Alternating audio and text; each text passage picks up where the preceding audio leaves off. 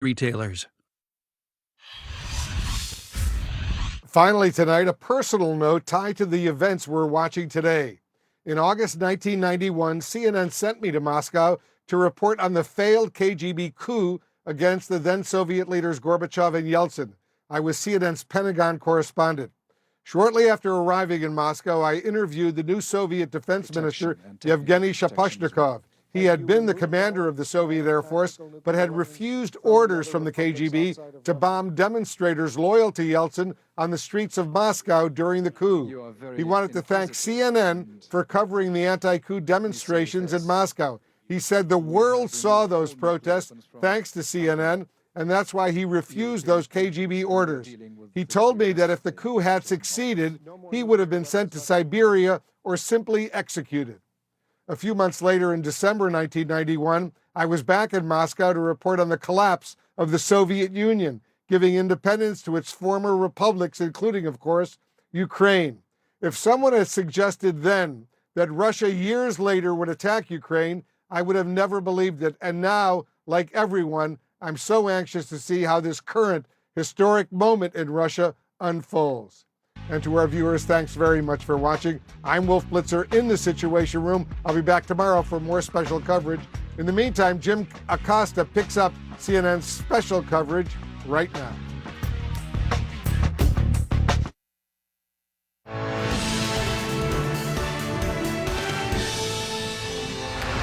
You're live in the CNN newsroom. I'm Jim Acosta in Washington. Good evening. We begin the hour with a potential military invasion of Moscow by Russian mercenaries suddenly stopped in its tracks, and a possible coup attempt on Russia's Vladimir Putin is averted for now.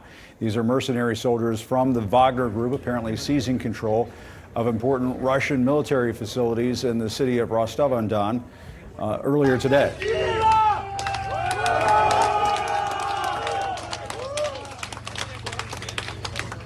They claim to capture the city without firing a single shot, and here locals are heard cheering for the soldiers. Wagner's chief, Yevgeny Prigozhin, also claimed to seize the city of Voronezh about halfway to Moscow, and that's when Prigozhin says he ordered his mercenaries to turn around. This is video of them pulling out of one town, and here's Prigozhin receiving a hero's welcome as he leaves. He says he struck a deal to avoid a bloody conflict.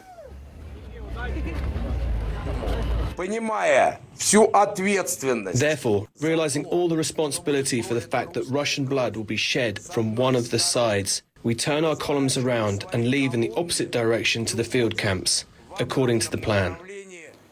We're covering all the angles of this story, reverberating around the world. Let's begin in London with CNN's Nick Payton-Walsh. Nick, do we know what prompted this sudden about-face by the Wagner group? They seem to be on their way to Moscow, and then they stopped. Yeah, an utterly bizarre end to a 24 hours that's clearly shaken the control of Vladimir Putin over Russia, certainly. We may learn what the real reason is. On the surface, what we're hearing at this time, Jim, is the suggestion that a phone call from the Belarusian President Alexander Lukashenko may have made some potential intervention here, suggesting a way out for Yevgeny Prigozhin. He's made no real public statement as to why he made this abrupt 180 when he says he was 125 miles from the outskirts of Moscow, apart from to say, as you heard there, he wanted to avoid bloodshed. So you might perhaps see that he saw his forces so unimpeded marching towards the capital that perhaps lost his nerve. That would seem highly unlikely given how prepared some of these units were over some time. It may be he didn't get the support he'd hoped along the way, or more likely there's something else that we simply don't know about at the moment, Jim. And remarkably, the Kremlin sort of laid out a very simple series of solutions after a day in which, frankly, their grip on power had seemed in doubt. Yevgeny Prigozhin will go to Belarus, they say. He was pictured leaving Rostov. He's made no comment on that proposal. His fighters involved in this march on Moscow, as it's been termed, well, they won't be persecuted or prosecuted. They'll be given a sense of immunity after their heroic acts on the front line. That's according to the Kremlin. And those in Wagner, the mercenary group Prigozhin heads, who want to join the Ministry of Defense can do so. So a sort of nice bow, frankly, wrapped in a day of utter chaos. But it doesn't really make any sense how the this morning, Yevgeny Prigozhin is marching on Moscow, demanding the top brass of Russia's military are kicked out. He's accused of blackmail, terrorist methods by Russian President Vladimir Putin, who says he must inevitably be punished, and those alongside him. And now suddenly it's all forgotten, and he's in exile in Belarus. It doesn't make sense. We're clearly missing information here. What is absolutely clear, though, is that the Putin administration, the Putin regime, looks like it's significantly weakened its grip on power over the last 48 hours. Jim? Yeah, in ways that we have not seen in years, Nick. And here's something interesting that I guess we just learned in the last several minutes. A Kremlin spokesperson, Dmitry Peskov, says he's unaware of Prigozhin's whereabouts. If he's on his way to Belarus, shouldn't the Kremlin know that by now? Yeah, it was a funny admission to make. Dmitry Peskov laying out this sort of detailed solution to a chaotic day, sounding so in control.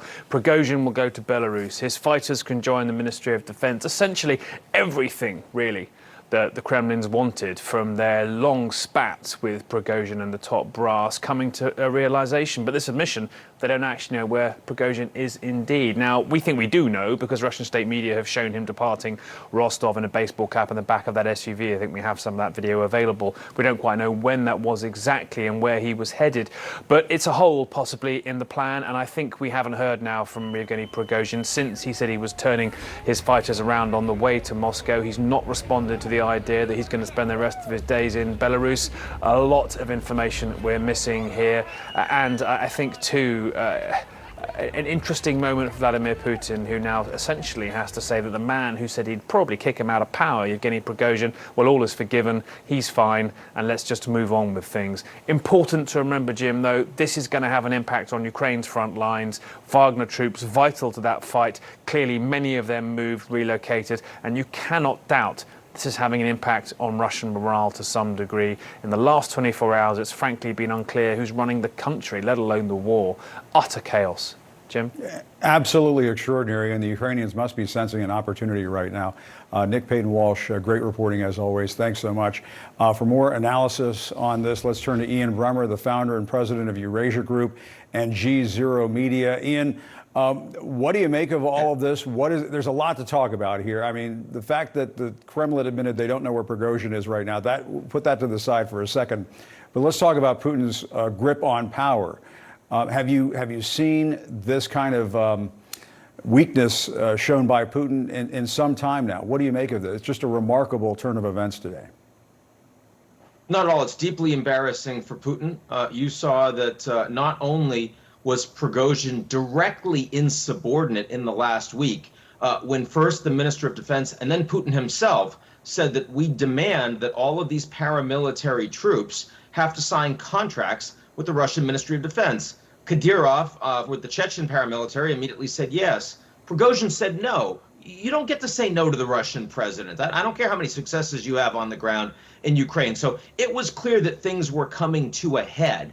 And Prigozhin had a serious problem, right? Because if he had said yes after all of the fight he was having with the Ministry of Defense and was going to let his troops essentially sign contracts and then report up to them, he loses his influence on the ground. If he refuses to do that, then he's insubordinate with Putin. Either way, he's, sort of holding on by a thread. So basically, in a corner, he rolls the dice and says, I'm going all in, I'm attacking Moscow. Well, he got to Rostov, he got to Voronezh, and then he stopped. Did he lose his nerve? Did he not have any influence in Moscow? Did he recognize that he was going to lose and people that he thought was going to go with him didn't?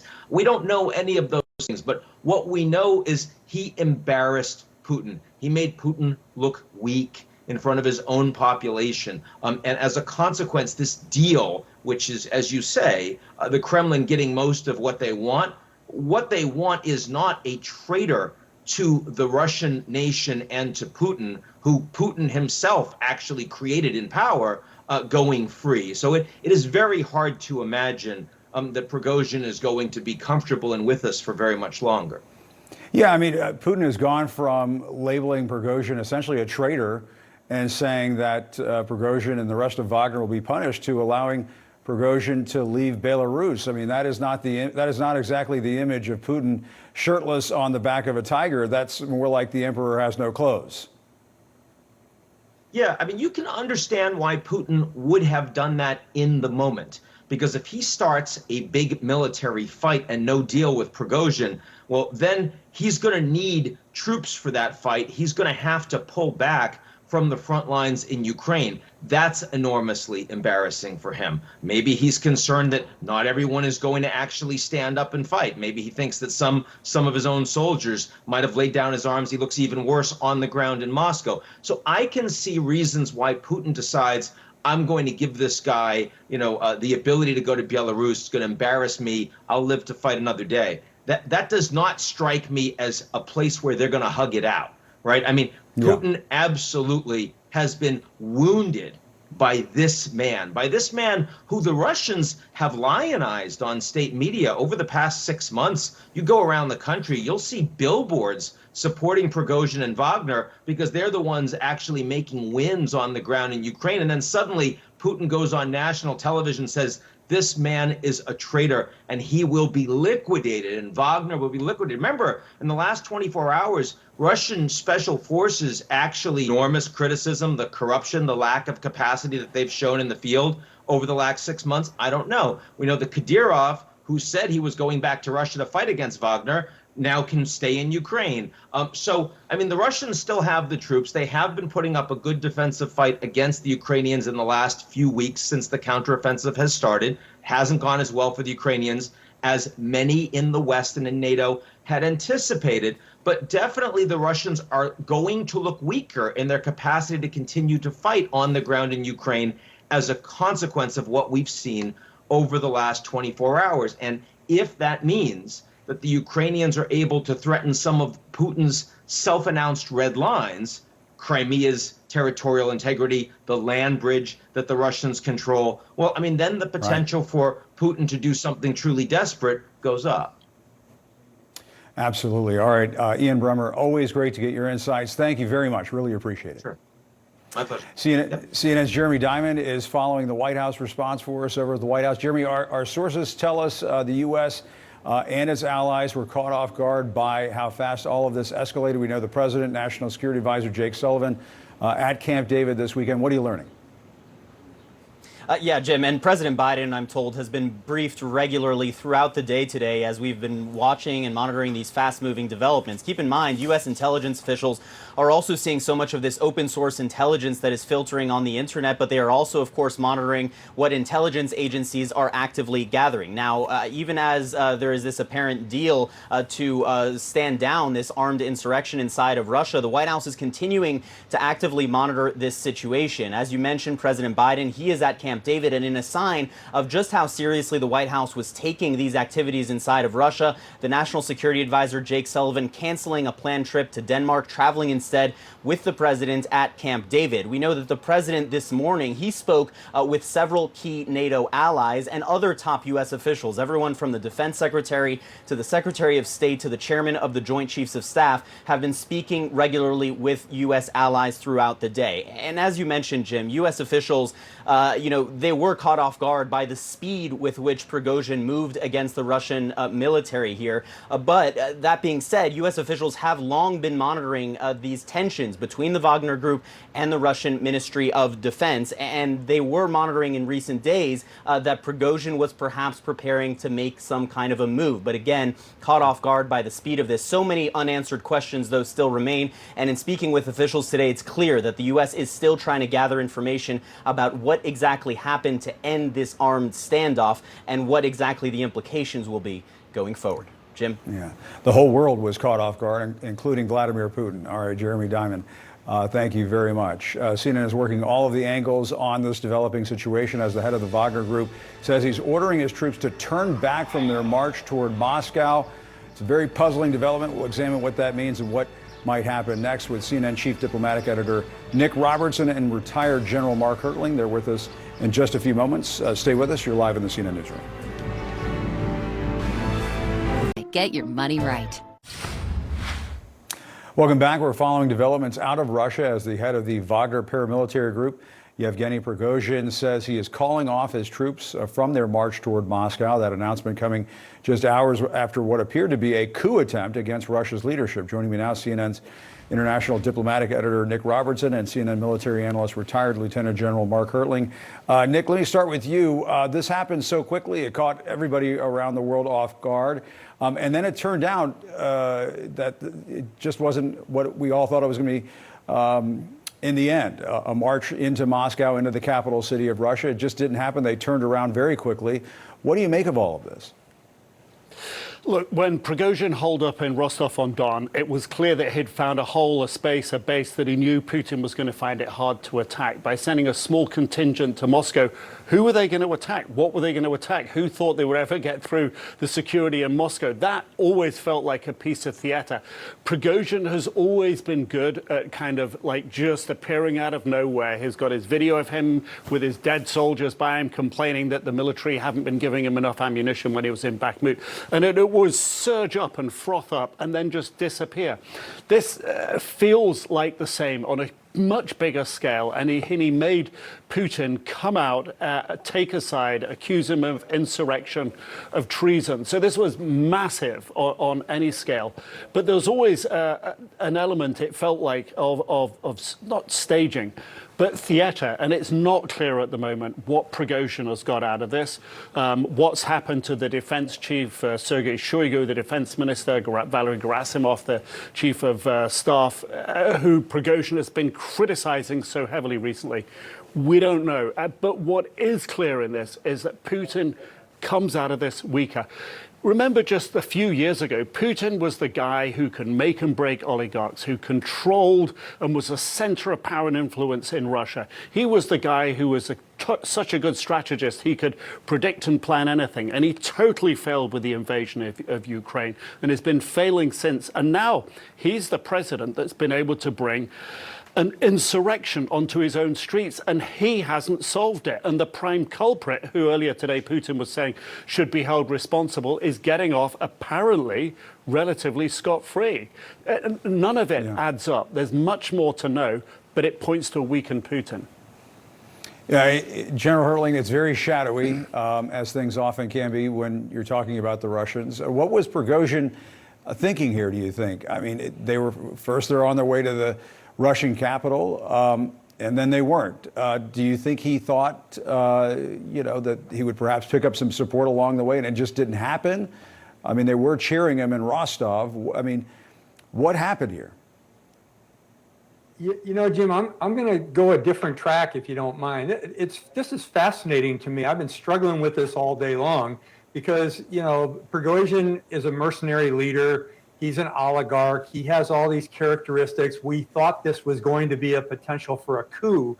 But then I kind of hit the books this afternoon, and I realized that's the reason we're having trouble describing this is a throwback to previous centuries.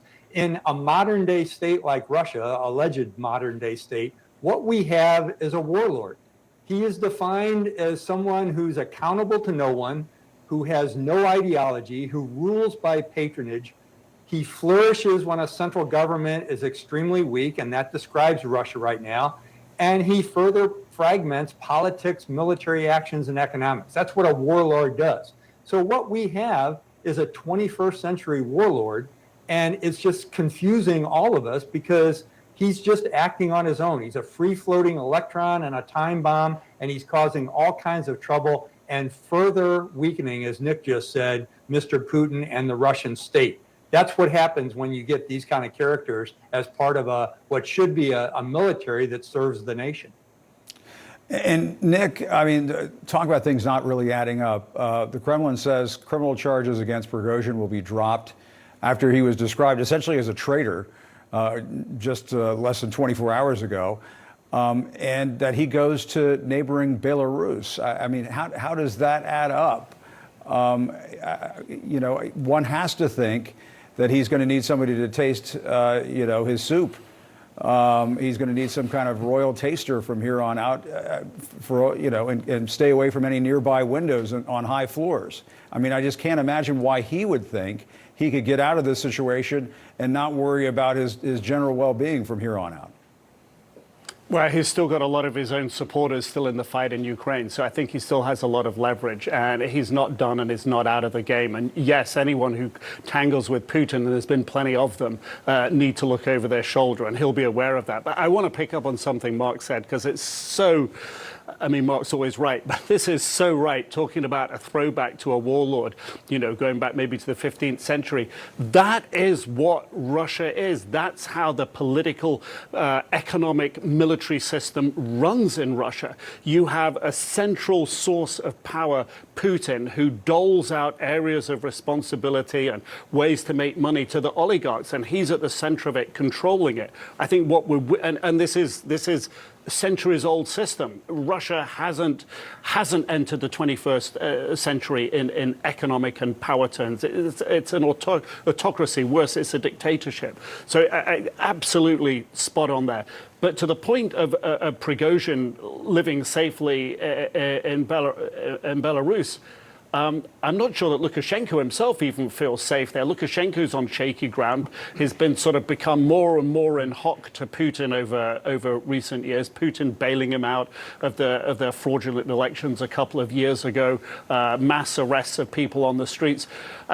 Perhaps Prigozhin provides Lukashenko with a counterweight to Putin's influence. What we're witnessing here, and it'll be easier to see when we look back in a year, is the breakup of a system that's been in place for a long time. Lukashenko's been in power. He's way past his for decades. He's way past his sell-by date. Propped up by Putin, who can barely prop himself up now. We just don't know the contours of all of the deal here. And General Herling, what is the future of the Wagner Group after what has happened over the last 24 hours? I mean, they were doing the most damage for the Russians in Ukraine. Can they go back to fighting alongside the Russian military after this? And what does Putin do without Wagner if he can't count on them down the road in Ukraine? That sounds like an opportunity for Ukraine.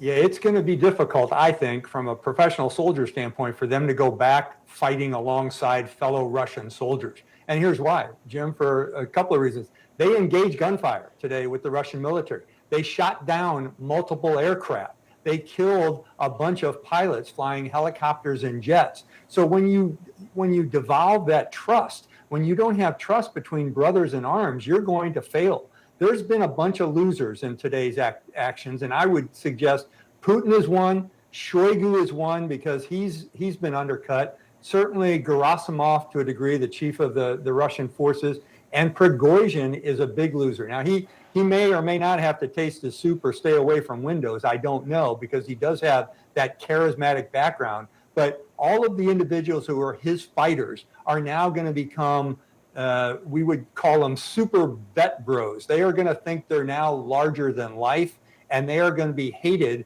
by their fellow soldiers. They may get some charisma from the local population, as we saw Prigozhin leaving Rostov-on-Don and getting the cheers and everything, but he's not to be trusted. And Putin is now the biggest failure in all this, because he's caught between a dog and a fire hydrant of supporting Prigozhin or supporting Shoigu as Minister of Defense, while continuous actions are occurring on the battlefield. And things just keep getting worse for the Russian Republic or the Russian Federation and the Russian military.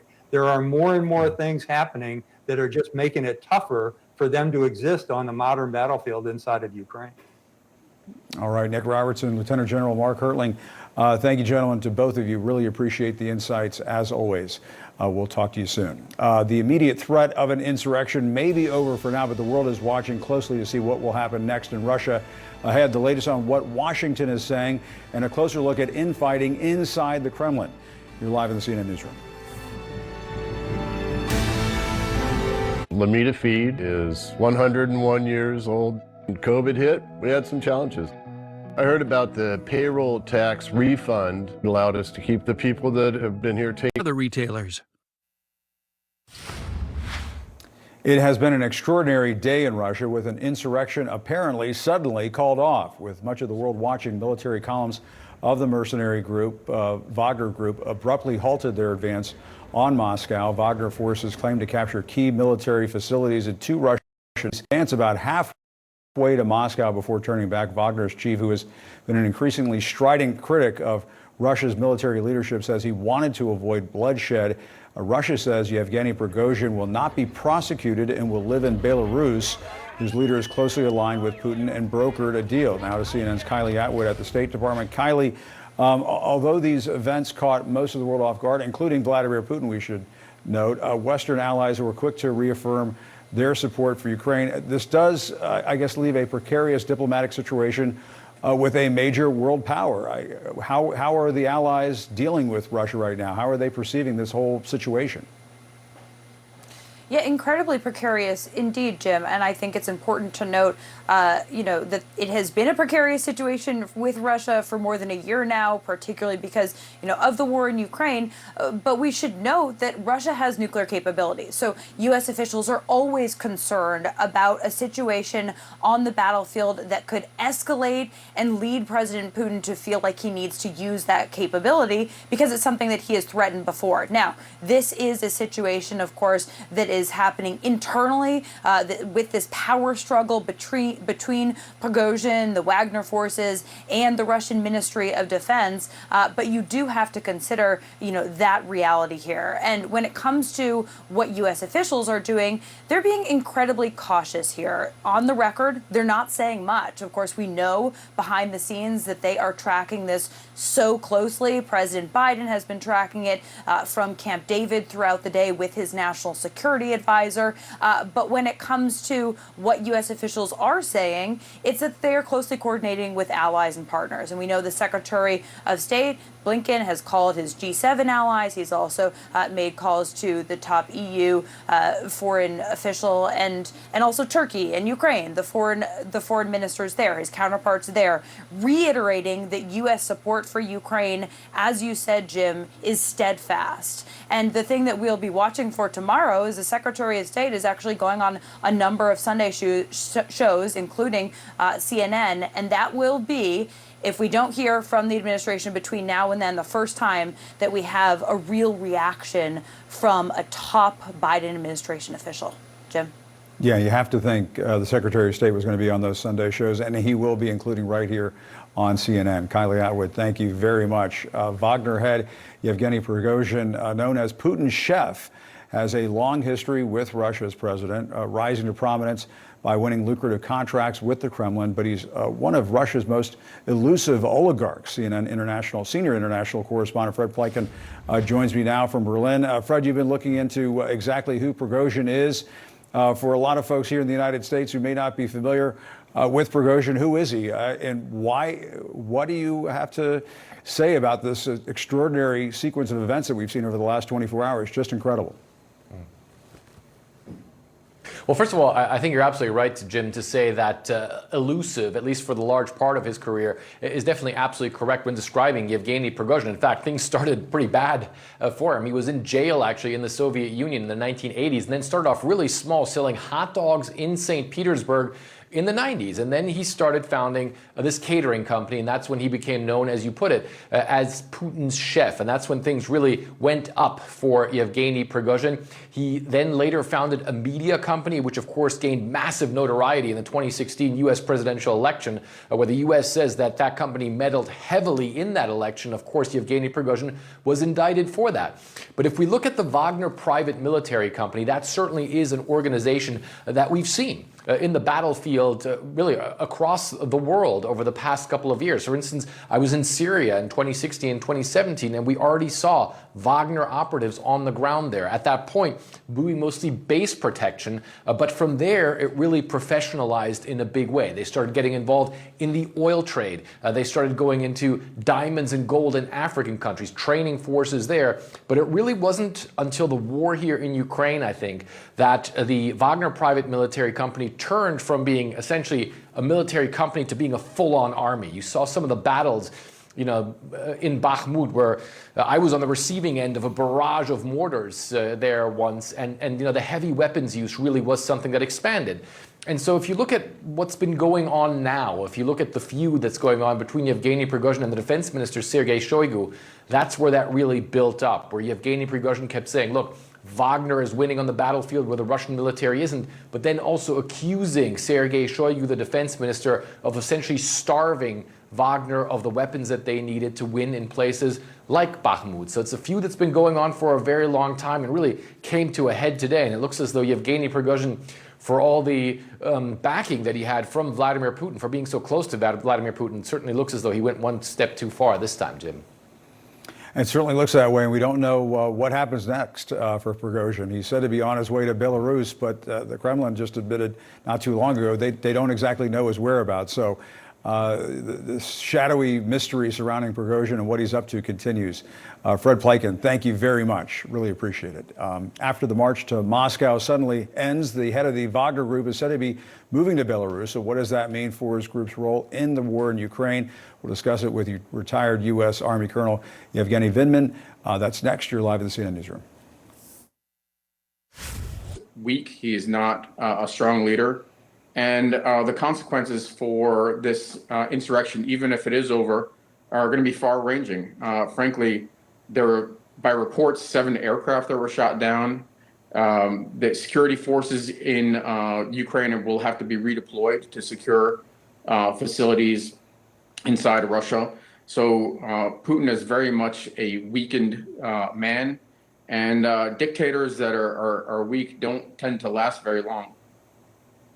Are you surprised that this uprising got as far as it did? I guess not really. By many reports, 97% of Russian forces were deployed inside of Ukraine.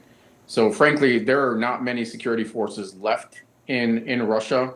What was left were police forces, some federal security services, and some National Guard, all fairly lightly armed. So I'm not surprised, and frankly, mostly by the good graces of Prigozhin, who was a wanted war criminal, did Moscow get spared. I'm not sure exactly how this would have ended up if Prigozhin made it all the way to Moscow, but I have no doubt, given the lightning speed of his advance and that he was 200 kilometers from Moscow within just one day of movement, that he would have gotten there.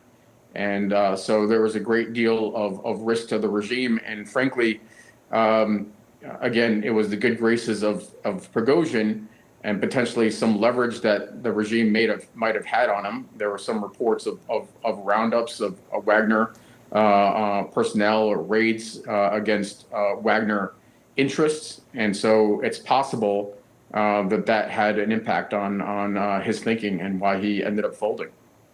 And do you think that this is over? If Prigozhin just goes off to Belarus now, all is forgiven?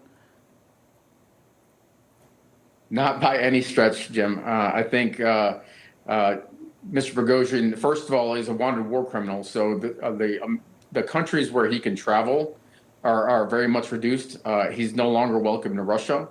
I don't know if he plans to spend his entire life in Belarus, but I suspect he does not want to.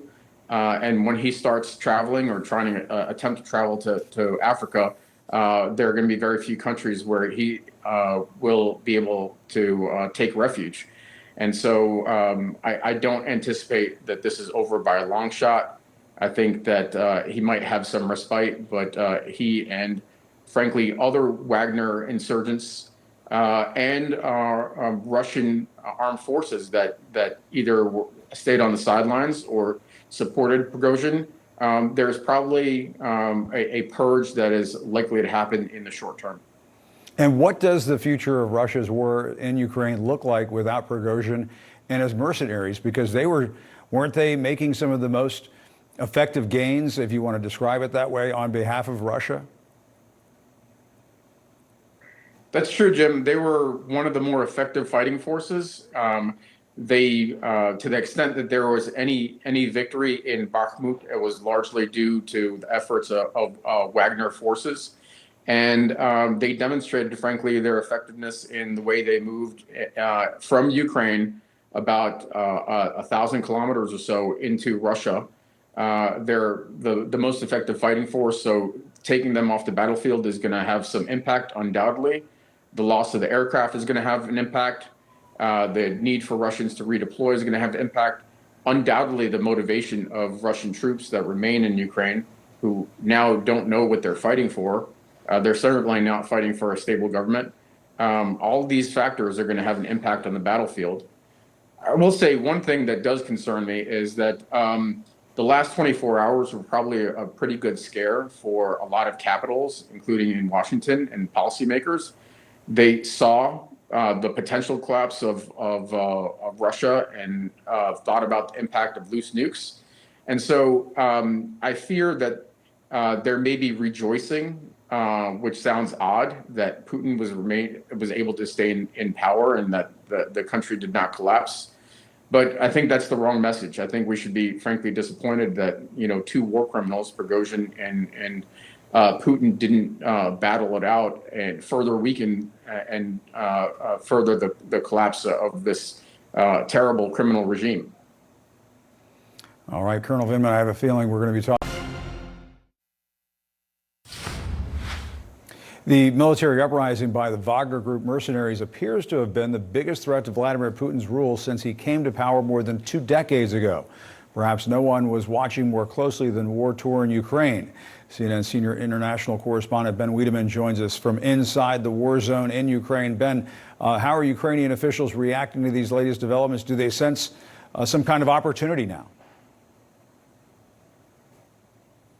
Well, certainly they were very optimistic a few hours ago, but when this announcement came out that Prigozhin had agreed to stop his march on Moscow and return to base, there was a palpable sense of disappointment. Now, the Ukrainians have announced that in the area of Bakhmut, they have made some gains in a series of offensives there. Of course, that city is now under Russian occupation, but by and large, perhaps that moment has passed.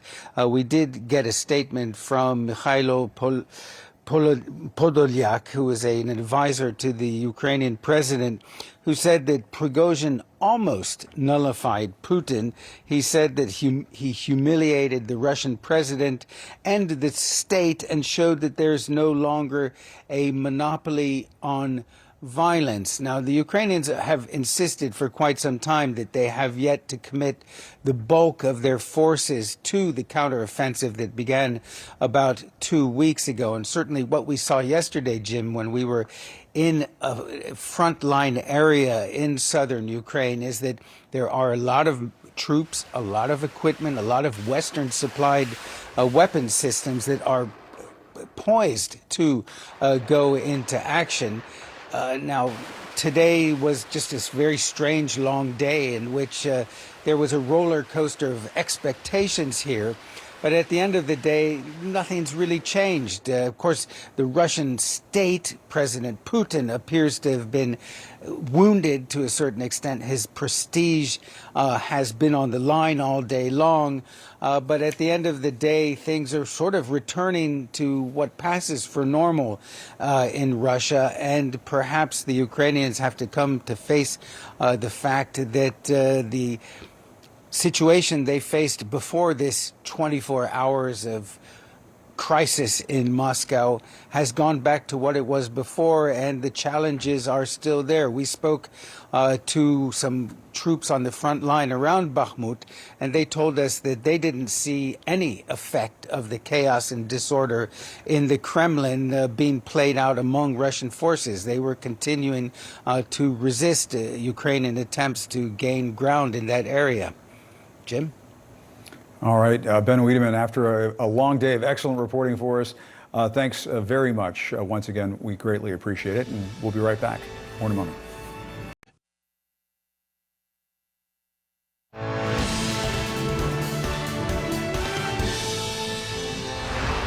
You are live in the CNN Newsroom. I'm Jim Acosta in Washington. Good evening. A dramatic and perplexing chain of events unfolding in Russia today, with much of the world on edge. The head of the Wagner mercenary group abruptly called off an advance on Moscow. The apparent insurrection was reportedly aimed at Russia's military leadership over its handling of the war in Ukraine. Wagner forces were almost unchallenged as their columns marched toward Moscow.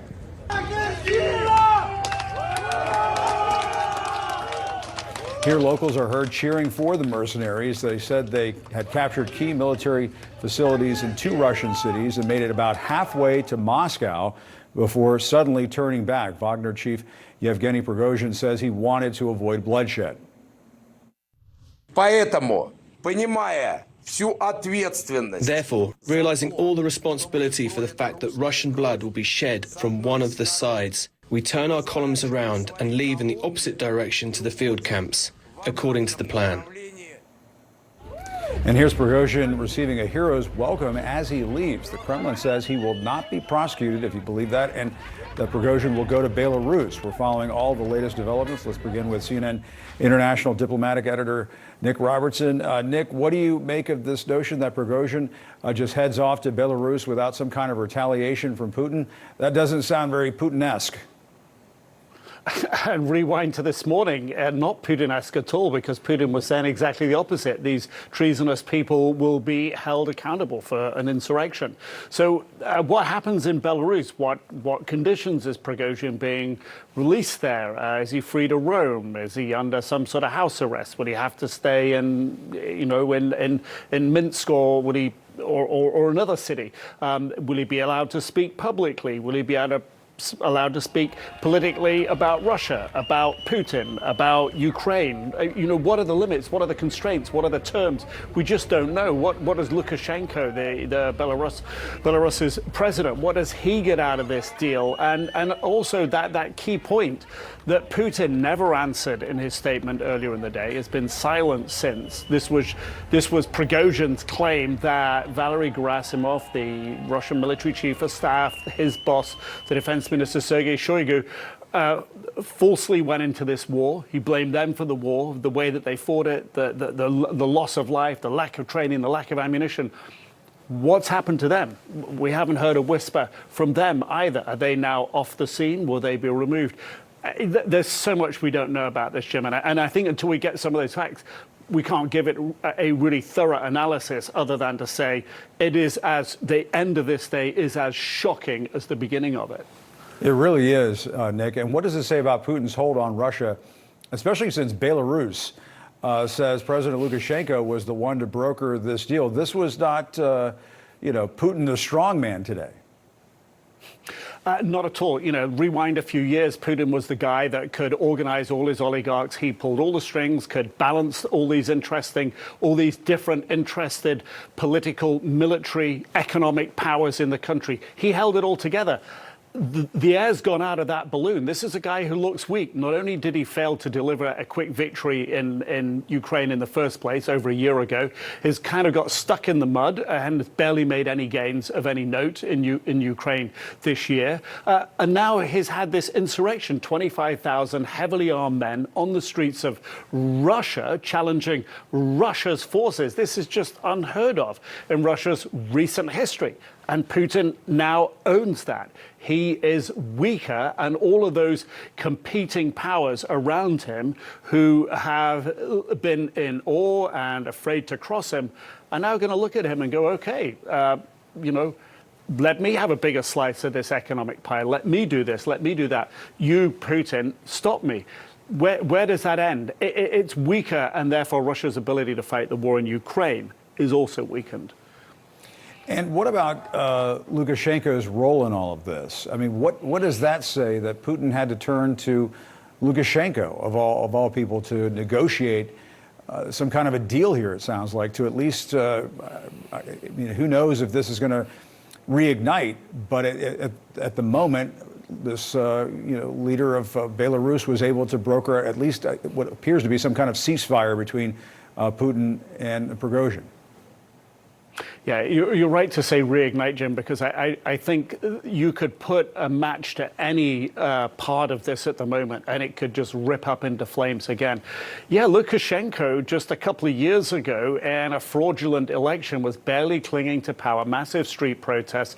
It took support from Russia, has been increasingly propped up and even lent on by Putin, and was host to Russian forces and Russian aircraft involved in the invasion of Ukraine.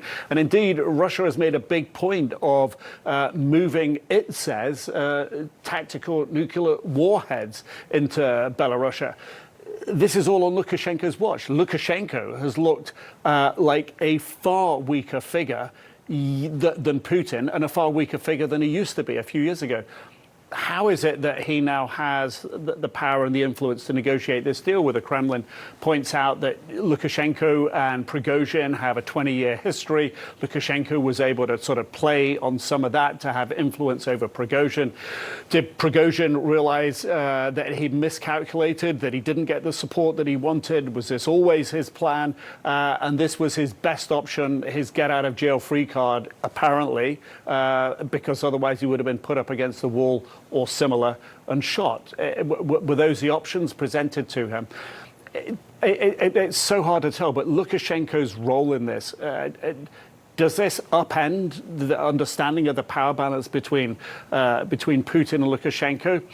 I don't think so. We don't know enough about it, but it just shows you how much the previous status quo is changing.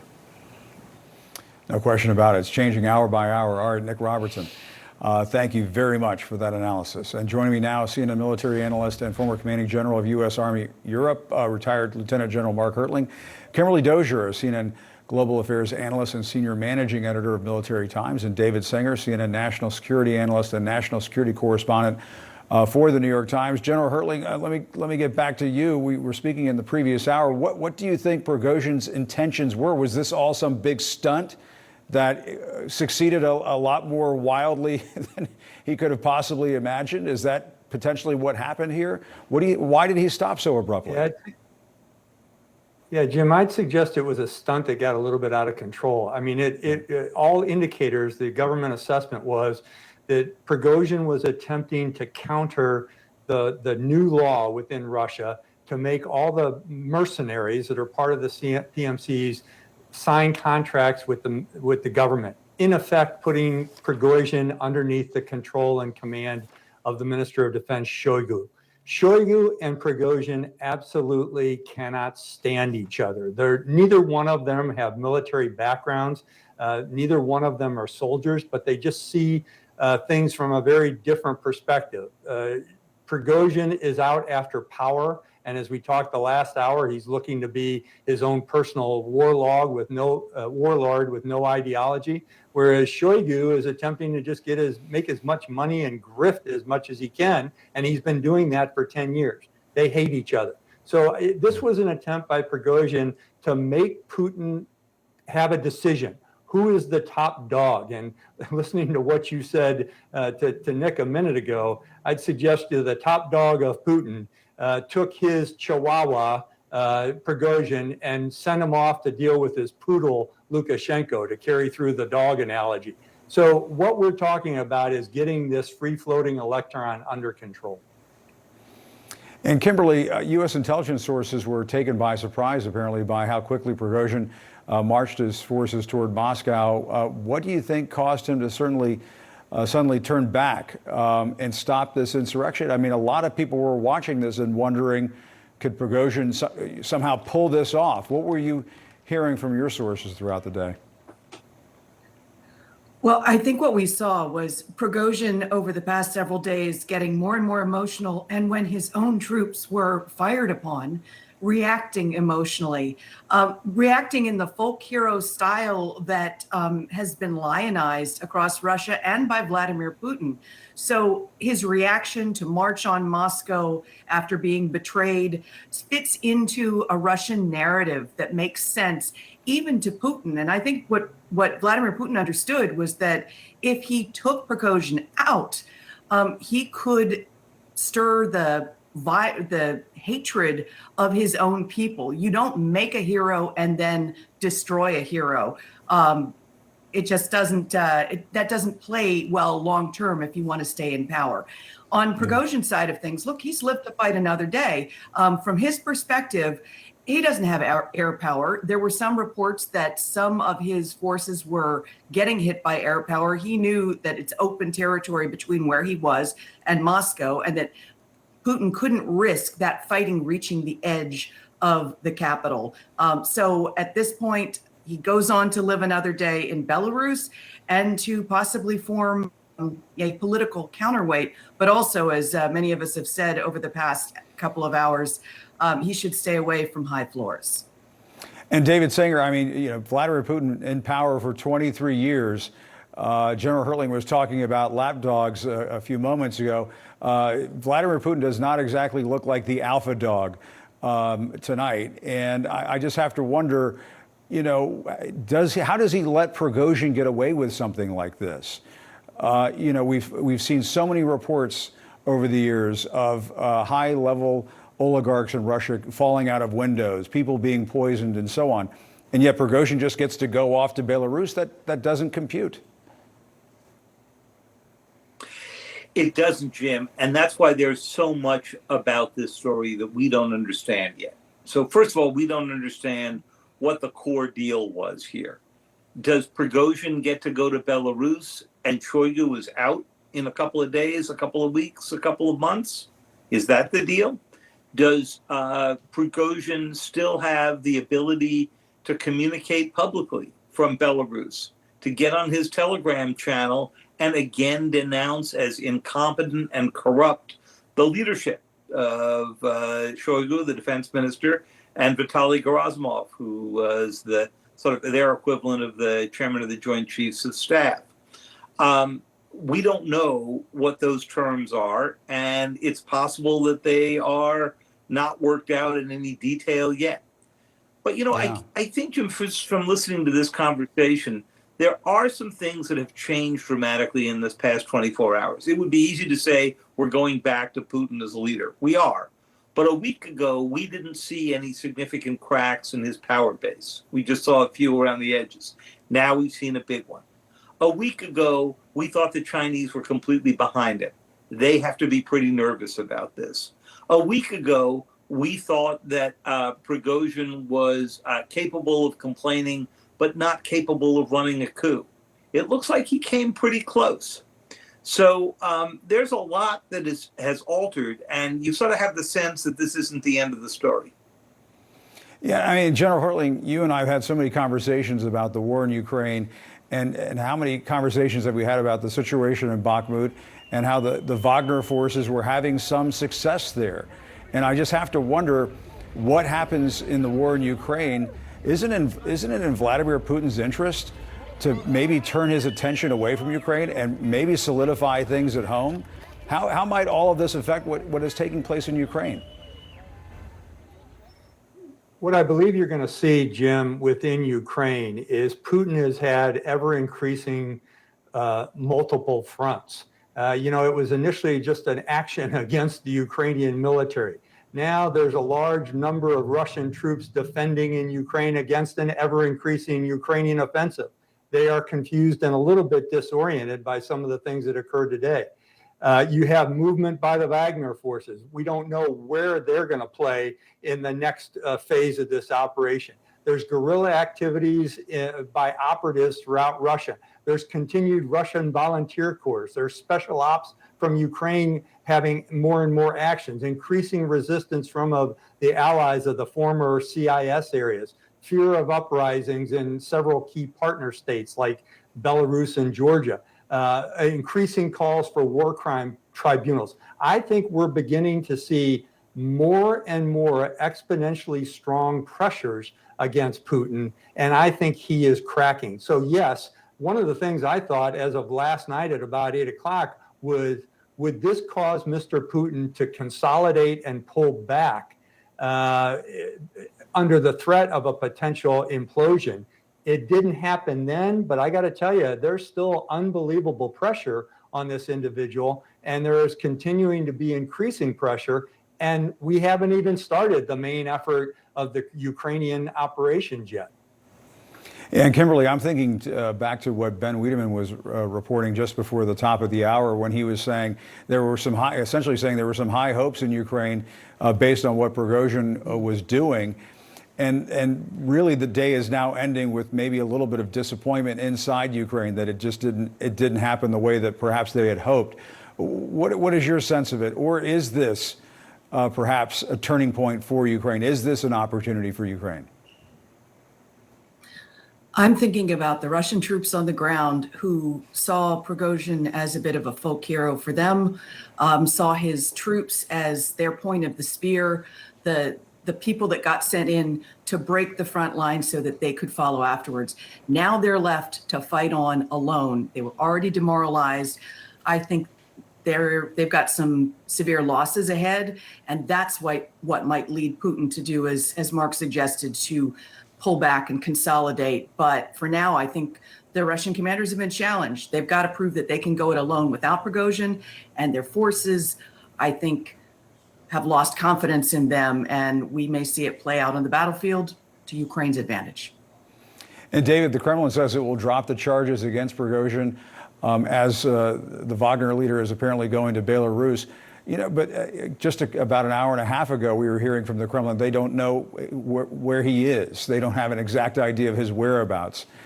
I mean, do you buy all of this? That you know, Prigozhin is just going to move off to Belarus and all is forgiven? That just doesn't sound very Putin-esque.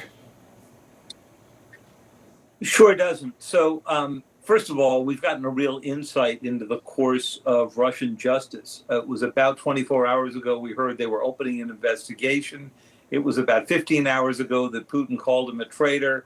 And it was about 3 or 4 hours ago that they announced that there wouldn't be any charges after all. So if we were wondering just how political the prosecution process is in Russia, I think we've just had a really fabulous miniature case study. But I think to your question about whether this is Putin-esque, that sort of depends on what he thinks the end point is. We've seen people get exiled before and, you know, get poisoned, as you pointed out, get killed in other ways.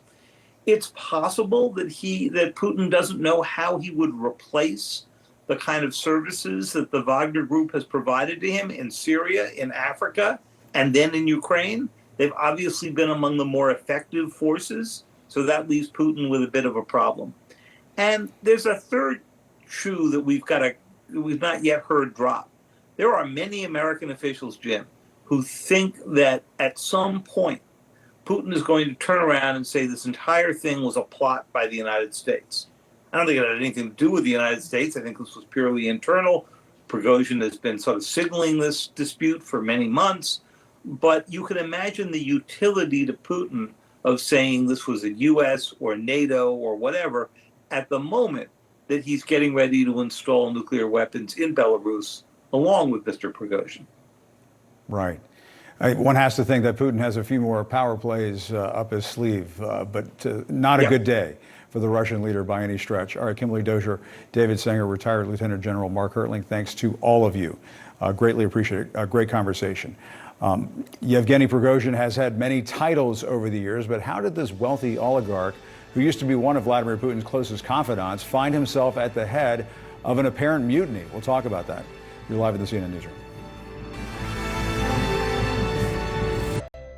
My name is Shannon Knight, and I own Little Knights Daycare. Carolina Sports Incorporated, a paradise for parents. Lamita Feed, current caretaker and owner. We did not know anything about the employee retention credit. That is a legitimate tax credit. So Innovation Refunds has really helped guide me through the process. Just had to get a few of my records together, submit that, and they made it as painless as possible. I can't thank Innovation Refunds enough for what they did. Wagner head Yevgeny Prigozhin, previously known as Putin's chef, has a long history with Russia's president. He became one of the richest men in Russia thanks to lucrative contracts with the Kremlin. Here's CNN's senior international correspondent, Fred Pleitkin.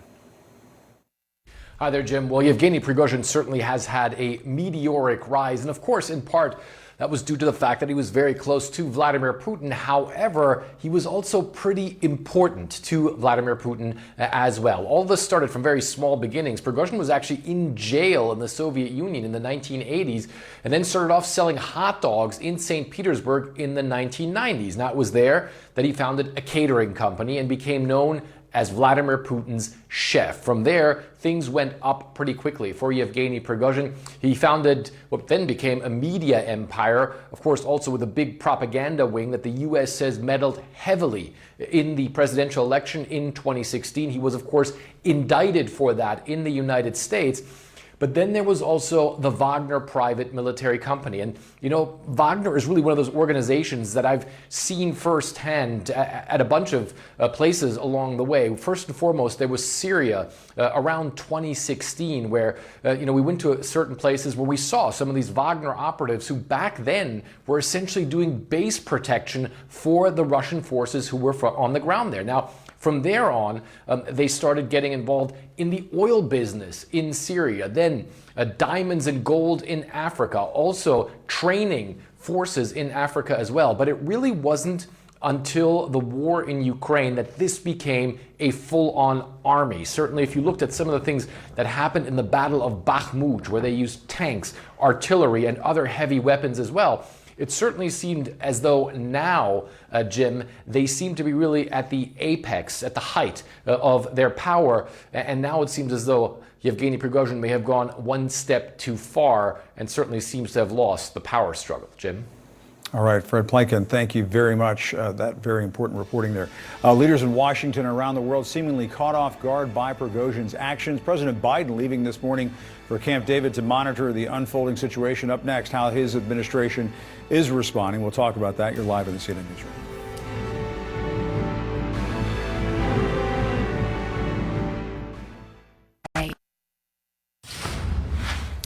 It has been an extraordinary day in Russia, with an insurrection suddenly called off, with much of the world watching. Military columns of the mercenary Wagner group abruptly halted their advance on Moscow. Wagner forces claim to capture key military facilities in advance, about halfway to Moscow, before turning back. Wagner's chief, who has been an increasingly strident critic of Russia's military leadership, says he wanted to avoid bloodshed. Russia says Yevgeny Prigozhin will not be prosecuted, and he will move to Belarus, a country led by a Putin ally who claims to have brokered the peaceful resolution. CNN's Jeremy Diamond is at the White House as this fast-moving story continues to develop. You know, Jeremy, a kind of confusing day from a U.S. intelligence standpoint. Intelligence officials had clues as to what Prigozhin was planning. Sources tell CNN top government officials were, though, caught off guard by the speed with which the situation unfolded last night and escalated today. Some senior officials apparently canceling their trips abroad. What's the latest that you're learning? I mean, it sounds as though they're trying to get a handle on this. Yeah, no doubt about it. And listen, Jim, U.S. intelligence officials have long been monitoring the tensions between Yevgeny Prigozhin and his Wagner group and the Russian Ministry of Defense. As early as January, the national security spokesman John Kirby referred to the Wagner group as a rival power center to the Russian Ministry of Defense. And we're told that U.S. intelligence officials had begun to believe that Prigozhin was preparing something.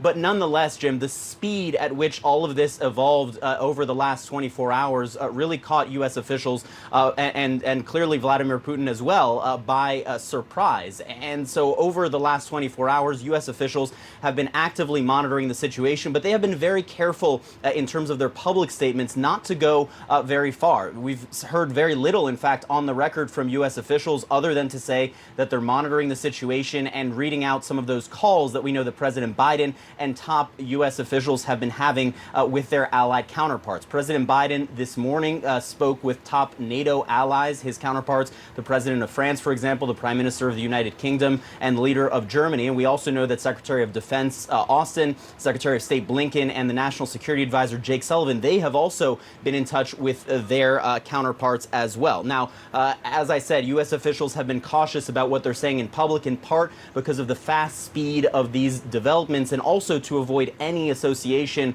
with this armed insurrection and any kind of Western support. Now, there's a number of questions that remain to be solved here, and I can tell you in speaking with officials that it's clear that the White House doesn't have all of the answers yet to the questions that remain. In particular, what is the future for Vladimir Putin, and how will this affect Russia's war in Ukraine? We know that Ukraine has now advanced in new offensive ways. It remains to be seen what the impact will be of this insurrection, attempted insurrection by Prigozhin, will be on those frontline positions in Ukraine. Jim? Yeah, a key question batted around Washington for years. What does Russia look like after Vladimir Putin? I think officials need to start thinking about that possibility big time now. Jeremy Diamond, thanks so much. Now to our Kylie Wood over at the State Department. Kylie, Again, we're told that Western allies, including the U.S., were caught off guard by the rapid escalation of events in Russia, but also sources telling CNN that U.S. intelligence officials did see some signs of this, that Prigozhin might challenge Russia's military, as Jeremy was talking about. What kind of diplomatic reaction are you picking up on today? And what is your sense of this, I guess, what is going on inside Russia right now, Putin's hold on power, and how intelligence officials, diplomatic officials are viewing that today? Yeah, well, when you talk to folks at the State Department, what they are pointing to is the fact that the Secretary of State has been working the phones. He has been in contact with his allies, with his counterparts in the EU, the G7, Turkey, most recently Poland, and of course Ukraine. And the main message coming from the State Department that he has been, saying in those conversations is, first of all, the United States does not change at all its support for Ukraine. It continues to support Ukraine. And secondarily, they will continue to coordinate with U.S. allies and partners as this situation evolves. So, of course, they are, trading notes on those conversations, trying to figure out where this all goes, because as Jeremy was saying, U.S. officials really don't know right now what the end game is here, even though there has been, this deal that has been brokered by the president of Belarus, Lukashenko. We still have many questions about the terms of that deal. And I do think it's important to note that U.S. officials have been incredibly wary to give any assessment of the ongoing, this quickly evolving situation, because they do not want to be perceived as having influenced or impacted or escalated this situation, which is challenging President Putin's power. Absolutely. And, one storyline that we can't forget about is the status of Americans imprisoned in Russia right now. We've been following that for so many weeks. Paul Whelan, Evan Gershkovich, Travis Leak. Could this impact them in any way? Does this add any urgency to get them home? I suppose it does.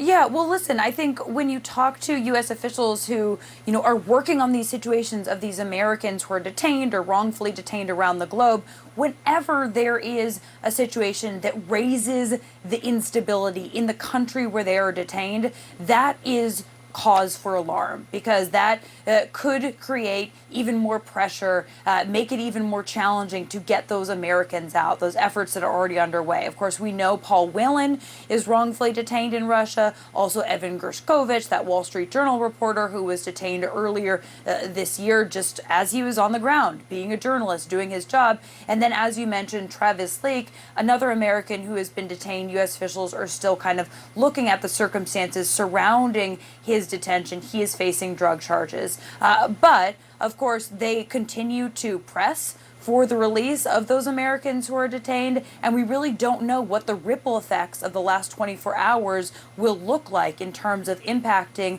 the potential detention of these Americans who are still there. Jim? All right. Kylie Atwood reporting from the State Department. Thank you very much. Bringing Putin's failures to his front door, even if Prigozhin didn't make it to Moscow. He brought Putin's war with Ukraine home, but will influence the Russian people. We'll ponder some of those questions in just a few moments. You're live at the CNN Newsroom. It's so musty in here.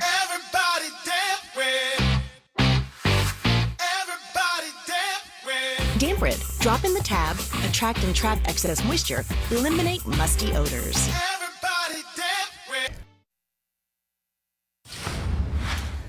Today, an apparent insurrection suddenly called off in Russia after the mercenary Wagner group claimed to capture key military facilities in 2 Russian cities and advance about halfway to Moscow before turning back. Wagner's chief, Yevgeny Prigozhin, says he wanted to avoid bloodshed. Russia now says Prigozhin will not be prosecuted and will be exiled to neighboring Belarus. Prigozhin is an increasingly staunch critic of Russia's military leadership, and recent infighting within the Kremlin could be to blame. Ivan Watson joins me now. Ivan, this has been brewing for some time now. We've all been aware of this. I guess what we don't know at this point is whether or not Prigozhin overplayed his hand, whether this was some stunt that made it a lot further than even he imagined. And had to take this deal to go to Belarus to save his own neck. We just don't know. What can you tell us? Yeah, I mean, surprisingly, we don't know what exactly was agreed upon inside the Kremlin, or not so surprisingly. What is surprising is what a dramatic 24 hours this has been. I mean, 24 hours ago, you had Prigozhin and his mercenaries loading up from Ukraine, crossing the border into Russia, and seizing control of the military headquarters in the southern Russian city of Rostov.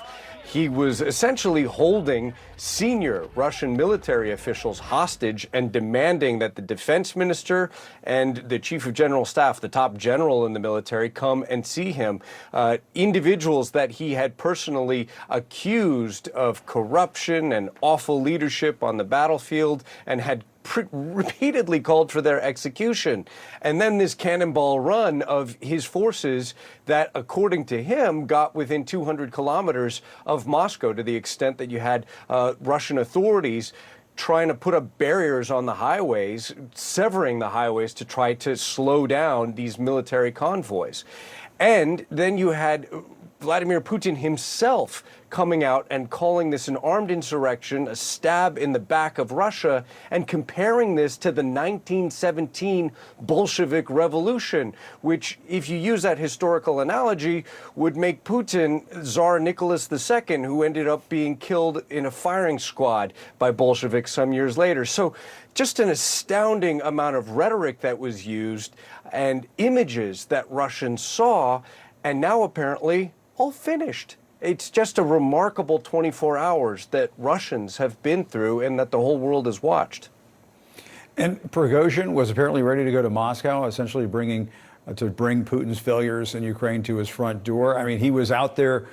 I mean, he was making comments essentially questioning what Russia was doing in Ukraine and how the military was conducting what was going on in Ukraine. Do we have any sense at all as to how the Russian people are reacting to all of this? And I mean, do they agree with Prigozhin and not Putin? Some Russians that I talked to were saying about time, maybe that they didn't like Prigozhin himself. One former military officer I talked to in Moscow, he said, you know, Prigozhin himself is a killer. He's no hero, but it's time that somebody stood up. That, you know, that's just one individual. But I think this would obviously be very bewildering for ordinary Russians, perhaps breathing a sigh of relief that the civil war that Vladimir Putin himself invoked, that threat has apparently for the time being been averted. You're not having these mercenaries, battle-hardened with recruits who are convicted criminals going toe-to-toe with the Russian security forces, as it may have looked like a number of hours ago. But the Russian state television, which I was just watching, is still running excerpts of Vladimir Putin's address to the nation on Saturday, where he said that this was one of the biggest threats ever you could imagine to Russia's future. It was posing an existential threat to the country. There are still Russian politicians on Russian air saying that these Wagner mercenaries are traitors. They need to be dealt with. They need to be punished. This is something that Putin himself was swearing and vowing less than 24 hours ago. And now suddenly the Kremlin has struck a deal with these traitors and is saying, hey, it's all done. No charges will be filed. Everybody gets to go back and everything's happy. Can you imagine what an ordinary Russian, how they're supposed to process this and make sense of this, and how they're supposed to look at their president going forward from now? It's hard, I think, for all of us to digest what Russia has just been through. Absolutely. And it sounds as though if you just look at the video that we were showing a few moments ago of just ordinary Russians on the streets of Rostov cheering Prigozhin. So obviously the propaganda and replaying Putin's speeches can only go so far when you have ordinary Russians cheering on Prigozhin on the streets. Ivan Watson, thanks very much. Really appreciate it. What unfolded over the last 24 hours is bringing up memories of the 1991 August coup in Russia. Up next, we'll be joined by former CNN Moscow Bureau Chief Jill Doherty. There she is right there on the feelings around Moscow then versus now. You heard Ivan Watson talking about that a few moments ago. We'll pick up that conversation with Jill in just a few moments. You're live in the CNN Newsroom.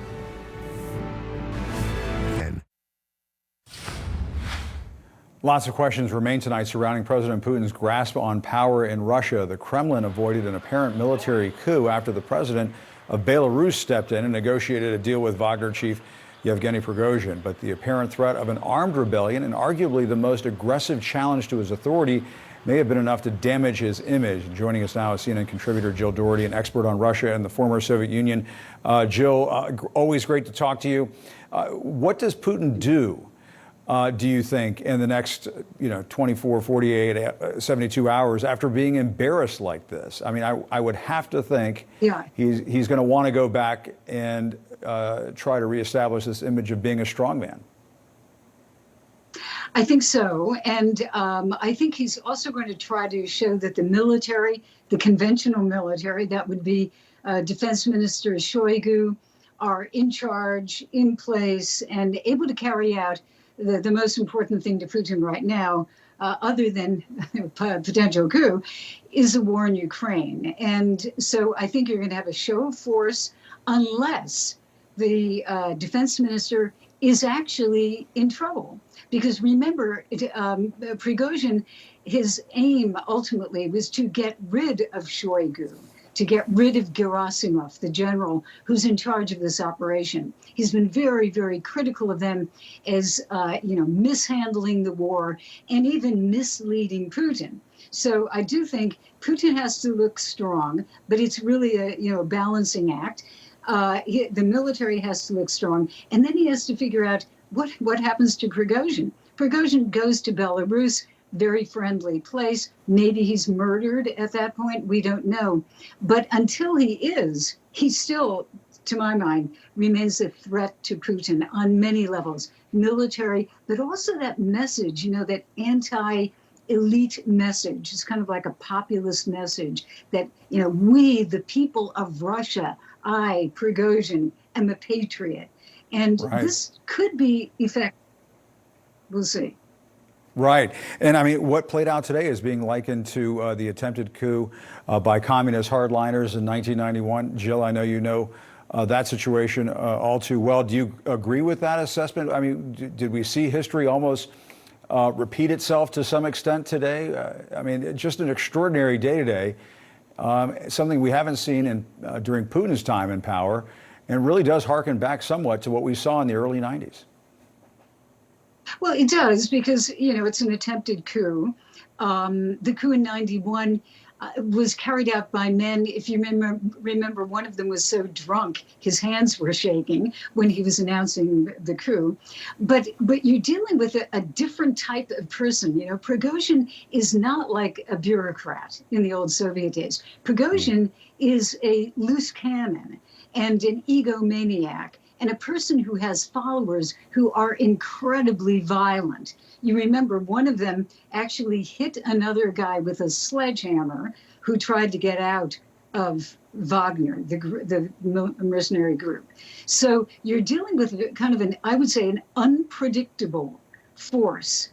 And one of the questions I think you'd want to look at is who still supports him? What happens to his men? Do they actually go into the conventional military? Do they become rogue fighters? Does Prigozhin still have some support someplace? There are a lot of really very unknown issues facing Putin. And just very quickly, I'm running out of time. Do you buy that all is forgiven, that Prigozhin just goes off to Belarus and all is forgiven here? I can't imagine that happening. Oh, no. Yeah. No. I mean, maybe all is forgiven if he's paid off. Maybe there's something that they pay him off with a lot of money, and he keeps his organization making money in conflict zones around the world. Who knows? Yeah. Perhaps. All right, Jill, I can't think of anybody to end this hour with. Thanks so much for your expertise and insights. Greatly appreciate it. I'll be back at 10 p.m. Eastern with more CNN Newsroom. A special edition of Anderson Cooper 360 starts after a quick break. See you soon.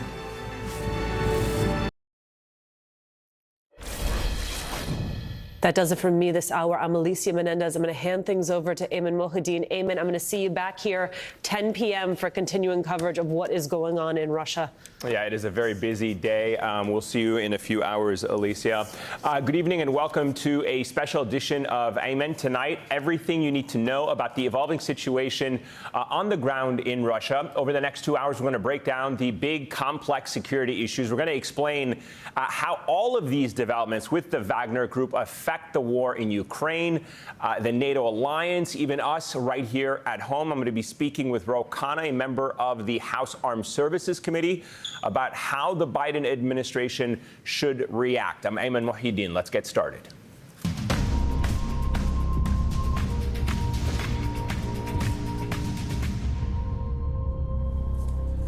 All right, so tonight we begin with that breaking news out of Russia. A major twist in that country's war against Ukraine. Vladimir Putin forced to confront a rebellion within his own borders. Just hours ago, we learned that Yevgeny Prigozhin, the owner and the head of the Wagner Group, a mercenary force that has been fighting alongside the Russian military in Ukraine, halted his advance onto the country's capital. That announcement came shortly after Prigozhin claimed he and his fighters had captured the city of Rostov-on-Don, home to the Russian military headquarters for its war in Ukraine. Now, since their invasion last year, Moscow has become dependent on the Wagner Group to support their war efforts as their dwindling Russian forces struggle to make significant gains inside Ukrainian territory.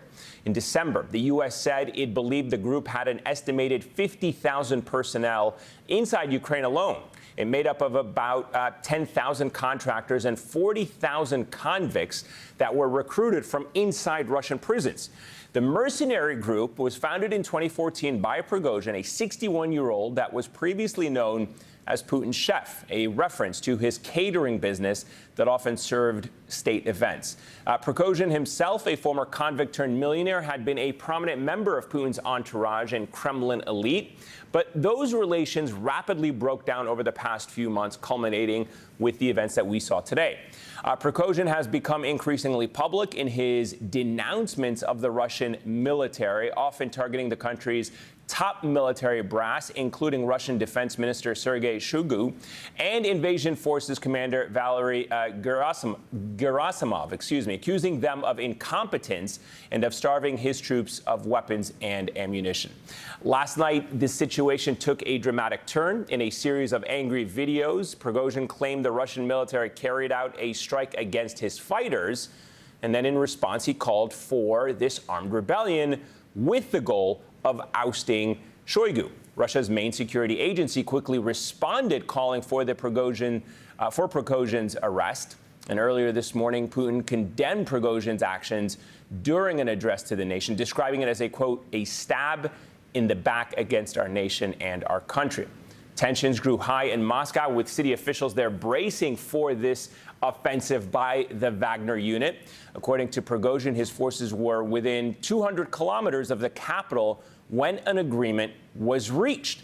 Belarus claims that President Lukashenko brokered a deal with the Wagner Group to stop the advance. And Putin's spokesperson, Dmitry Peskov, says the criminal case against Prigozhin has now been dropped and that he has actually agreed to go into exile in Belarus.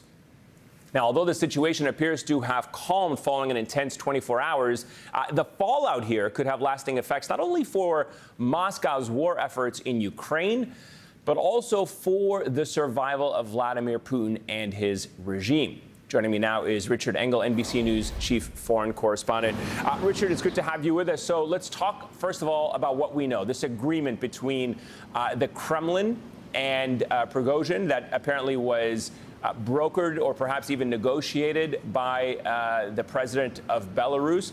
How did this deal come up? What do we know about it so far? And where do you see this situation going from here as far as it pertains to the developments on the ground? So we know very little about the specifics of the deal. We only know what the Kremlin has announced through official media or through the Kremlin's spokesman. And according to what the Russians are saying, a deal was brokered, and under this deal, Wagner is more or less disbanded. This private mercenary army of mainly convicts, at least disbanded as a fighting force in Ukraine, because Wagner is much much more than a group that just fights in Ukraine. It also has operatives all around the world, and actually it makes most of its money in Africa, where it has a service where it provides security services to African dictators, particularly in Central Africa, especially the Central African Republic, and in exchange for propping up weak governments that are facing rebellions or facing insurrections, famines, other problems of instability, the Wagner Group helps itself to the country's minerals, gold, diamonds, uranium, timber, whatever the countries happen to be. And we recently focused on the Central African Republic, where the Wagner Group is more or less in charge. They control the government. They provide the bodyguarding services for the president himself. I interviewed the president. You have to go through Wagner in order to get to him. Wagner patrol the streets. So he has something like a pirate empire around the world. But it was his operations in Ukraine, fighting this war alongside the Russian military, that caused so much controversy.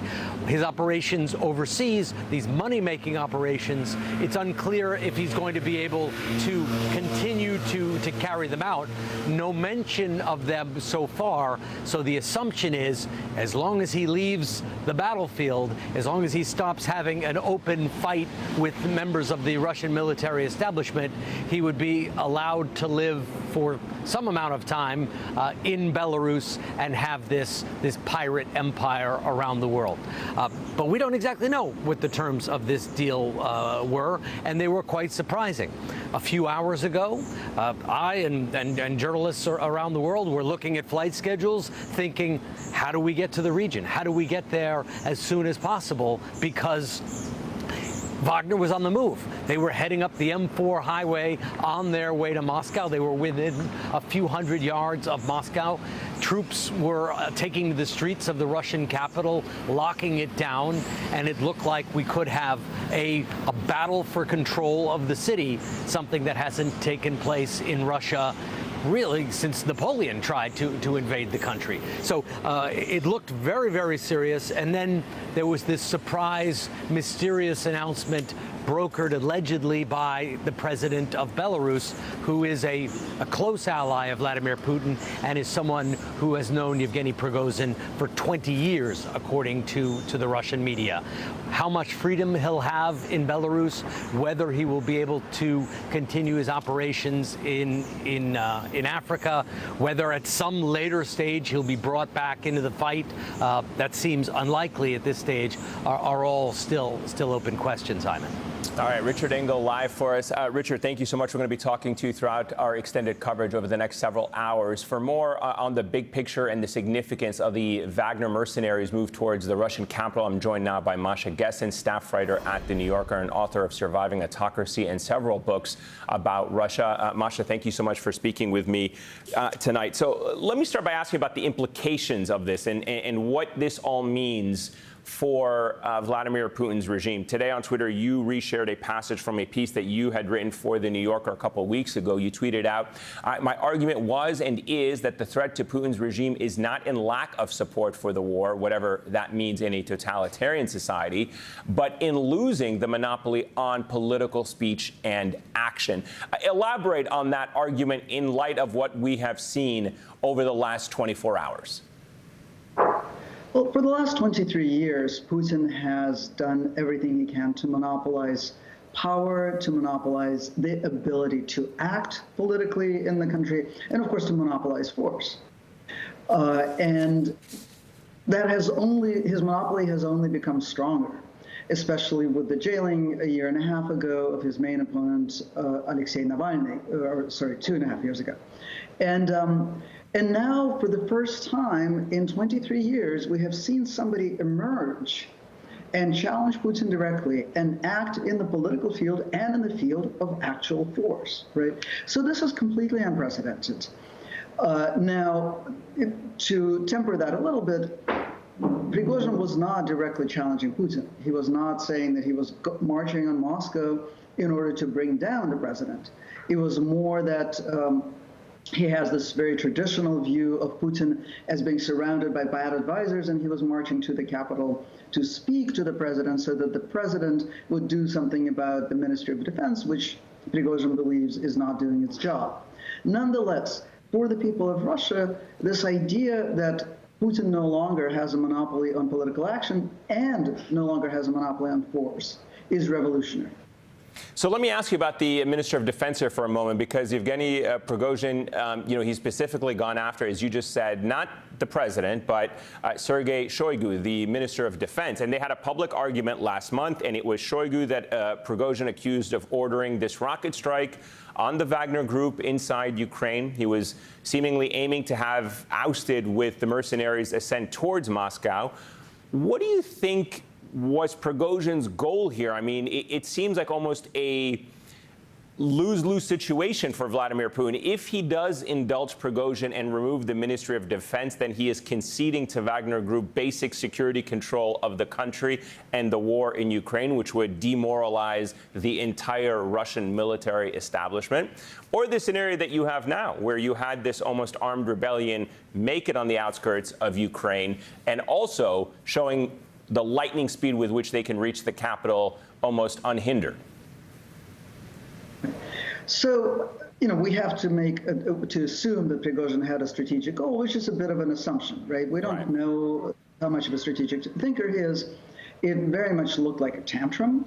It looked like, you would think that he knows the system well enough to understand that speaking to Putin and getting through to him may not be the best way to achieve his goals. So I would take that with a grain of salt. But I think that Prigozhin is fed up with the role that he feels he was forced to play in the war with Ukraine, that he didn't get enough support. He was wielding Putin's shock troops. He has claimed, and I think accurately, that his mercenary forces have taken some of the hardest battles without proper backup from the Ministry of Defense. And also he feels, also correctly, that a couple of weeks ago when he was in a public spat with the Minister of Defense, the presidential administration allowed the Minister of Defense to prevail. And basically the Defense Ministry was moving in on Prigozhin's mercenary force and planning to take it over, to take it under the control of the Ministry of Defense, which is something that Prigozhin wouldn't allow. So it's possible that the agreement that they've brokered leaves Prigozhin enough autonomy to continue to control his mercenaries outside of the war in Ukraine. For Putin, that's a huge loss, because it's a huge loss in the public sphere, as I've already mentioned, because there's a competing actor now. But also it's a huge loss for him in Ukraine to no longer have this aggressive force that conscripts from the prison colonies and can be used endlessly as cannon fodder. How does this impact Vladimir Putin in the long run? I mean, how do you think this kind of splintering between Putin and the Wagner Group will shape how Putin is perceived in the public eye? I mean, perhaps if there were any adversaries still within Putin's orbit waiting for a moment to strike, perhaps an opposition figure or somebody who wants to emerge to challenge Putin. He knows that this is a historic challenge to his rule, as you said. It's different than, political opposition. But how does this, for example, change Putin's perception on those that may challenge his rule in the weeks, months, maybe years ahead? What has kept Putin's regime so stable is that he is more paranoid, or just that he is paranoid, and he tends to overestimate the ability of his political opponents to act against him. He has put his political opponents in prison. He jailed the oligarch Mikhail Khodorkovsky now almost 20 years ago, and now he has jailed Alexei Navalny and most of his top activists, the ones who didn't leave the country. So, to imagine that Putin would allow this kind of moment of instability to be just frozen, that he would allow Prigozhin to live in Belarus, which is not, incidentally, an independent country, or to move to Africa and to continue to challenge him from a distance, that's really hard to imagine, right? So I think what we're probably looking at is an intensified crackdown. Russia has been living through a pretty intense crackdown, both for the last 11 years and particularly for the last year and a half since the beginning of the full-scale invasion of Ukraine. But now we're probably looking at the likelihood of really establishing Soviet-style isolation, right? So turning off access to the World Wide Web altogether, or at least blocking YouTube and Telegram, the main channel that Prigozhin was using, that also a lot of other sort of semi-independent and independent media use, as well as for government media. So for the Russian opposition, such as it is, where it is, this is really actually probably terrible news. Masha Gesson live for us this evening. Masha, thank you. Greatly appreciate it. After the break, how intelligence communities around the world will react and move forward as this potential power struggle in Russia continues to unfold. Stay with us. So governments and intelligence agencies around the globe are closely monitoring the events unfolding in Russia tonight. Earlier today, U.S. Secretary of State Antony Blinken spoke to G7 foreign ministers and the High Representative of the EU about the rapidly developing situation. Here to discuss this and more, Holden Triplett, former Director for Counterintelligence at the National Security Council. He also served as deputy head of the FBI's office in Moscow. Also with us, Rick Stengel, former Undersecretary of State for Public Diplomacy and Public Affairs in the Obama administration. He is also an MSNBC political analyst. Gentlemen, it's great to have both of you with us. Holden, take us through the behind the scenes here on how U.S. intelligence agencies are, A, watching this situation unfold. What are they tracking closely in the hours and days ahead? Yeah, thanks for having me here. I think what they're really focused on right now is trying to understand, as you said, behind the scenes, what was going on and what were the intelligence services, the Russian intelligence services, doing while Prigozhin was making his moves towards Moscow. There's been a lot of sort of guesswork about, was the FSB, was it an intelligence failure? Did they not see it coming? Did they not have the right sources to be able to tell that Prigozhin was going to do this? Or were they allowing it to happen? And allowing it to happen because they wanted to figure out who would stand with him, and so they could figure out who was against Putin, or perhaps they have some qualms about how the war is taking place. And so I think that really the U.S. intelligence is going to be figuring out where does the FSB mostly, but also the GRU, the military intelligence, and the SVR stand, and is there a division within them that could potentially be exploited? Rick, you know, this is obviously the most significant challenge to the Russian state and certainly Vladimir Putin in recent history. What are the international implications of an unstable Russia? Certainly one that has perhaps more frequent attempts at power or grabs at power, if you will, against Vladimir Putin. Well, they're huge, Eamon. If I can just piggyback on the intelligence question, though, I just want to point out that American intelligence has been fantastic throughout this whole process. I mean, the administration briefed leaders of Congress on Wednesday that this might happen. You have the head of the CIA, Bill Burns, who was our ambassador in Moscow, who's probably spent more time with Putin than any other American. We've been on top of it. And despite the fact that the White House has been silent, as they should be, because they don't want to give Putin ammunition saying that the West is behind this. But to your question about the implications for Russia, I mean, you know, Putin's stock is very, very down. This autocratic leader who threatened, you know, to basically execute Prigozhin for treason the day before, then made a deal to let him go into exile in Belarus. I mean, how the Russian intelligence and military allowed all this to happen. People were watching for weeks and saying, how can Putin allow this guy to insult him, to insult the Russian military? I mean, Putin's strength is very low now, and there are repercussions, good and bad, for that. Yes, you know, there are people who are probably fantasizing about regime change, but Russia is the world's largest nuclear power. Putin backed into a corner is a dangerous thing, but I wouldn't be buying his stock long right now. I'd be shorting it. So you bring up a really good point, and let me ask you about that, which is the messaging from the White House around what is developing in Russia. We are expecting the Secretary of State to do the rounds on the Sunday morning shows, so we'll have better clarity from the White House about this. But how does the U.S. speak about the events in Russia, if you will, publicly in the next 24 to 48 hours when you have some members of Congress, they will be unnamed, questioning whether this was a CIA-backed coup attempt in Russia and whether they had a hand in this?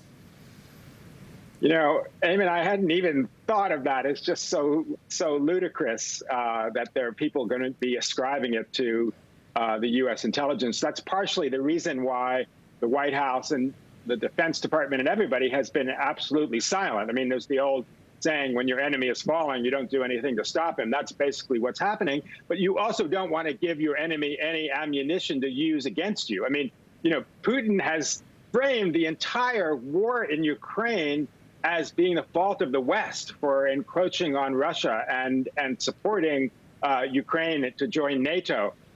So I don't think anybody wants to give him that hook to hang all of this on. So they've done a very good job in staying silent, and I'm sure they're going to just be tisk-tisking tomorrow when they're on the Sunday shows. Holden, what does this mean for the Wagner Group at large? I mean, how does the U.S. deal with them after this apparent split with Russia? Yeah, I think we should clarify it's a split with Prigozhin, and they wanted to bring them, you know, essentially the group under it. But they serve a lot of purposes for the Russian regime. They offer them plausible deniability. As you probably remember, they ran the IRA, which interfered in the U.S. elections in 2016. They run a lot of mercenary operations in Africa. They were involved in Syria. So they give a lot of plausible deniability and movement and freedom of movement to take actions that the Russian government may not want to have directly ascribed to them. So I doubt that they or a mercenary group like them is going to go away completely. My guess is they'll try to preserve something of it, but they are certainly going to be very concerned about a group that isn't beholden to the sort of Putin power structure. And that's what's happened here. Prigozhin had his own means of essentially making money in Africa, had his own military. And so he continued to grow. And as we found out about a month ago, it turned out he was potentially selling Russian positions in Ukraine, or trying to sell them to the Ukrainians. And so he was operating very independently. And so that, I think, is one of the reasons they probably tried to bring them back under the fold, under the MOD. But long term, these types of proxy groups and sort of loosely aligned government groups give Russia a lot of different tactical weapons that they can use throughout the world in this kind of gray zone activity. They're not going away. Rick, let me ask you about something you tweeted that caught my attention earlier today. You said for autocrats, the way up and the way down are the same. Stability, not freedom or prosperity, is the only thing that Putin ever offered to Russians. Now he has lost that. Elaborate on that for us. I interpret it to mean that somebody, perhaps potentially another figure within the security services or another figure within Russia, sees a window of opportunity here that Vladimir Putin has now been weakened. Yes, that's certainly true. I interviewed Putin in 2006, and in that interview, he famously said the greatest tragedy of the 20th century was the dissolution of the Soviet Union. That is, in effect, what he offered Russian citizens when he came into power. I'm going to take you back to there was no prosperity in the old Soviet Union, but there was stability. I'm going to give you that stability, and maybe we'll get some of the grandeur that we once had. But now, with troops marching on Moscow, with a war where they've lost 100,000 men in 18 months, we lost 60,000 men during the whole Vietnam War. Putin is on very shaky ground. People around the world, people in Eastern Europe, NATO, are looking at this guy as someone whose hold on power is not what it was before. How did he tolerate all of these threats? So I don't have answers to that. This is the first act of a 3-act play. I don't know what exactly is going to happen in the second act. I'm not sure what's going to happen in the third act. But I do think, by the way, that Putin's chef is going to need his own food taster now. Yeah, a lot of questions about what happens to Prigozhin going forward and whether or not his time in exile is just a mere countdown clock. We'll have to wait and see. Rick Stengel, Holden Triplett, thank you to the both of you. Greatly appreciate it. When we come back, how Ukrainian politicians are reacting to today's news and what they might do to take advantage of this turmoil inside Russia.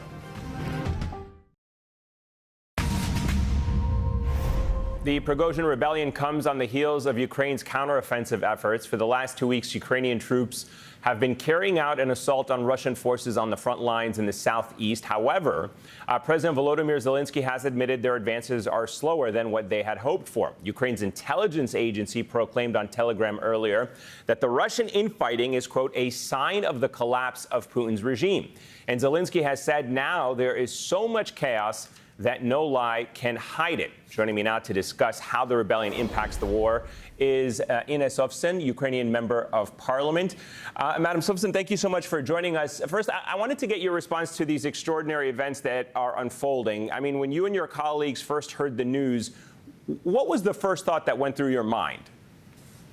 Well, truly, my first thought was, don't get overly optimistic about this, because we have been living under such stress for the last, 15 months that it's easy to get overly optimistic, but it's also very easy to get disillusioned.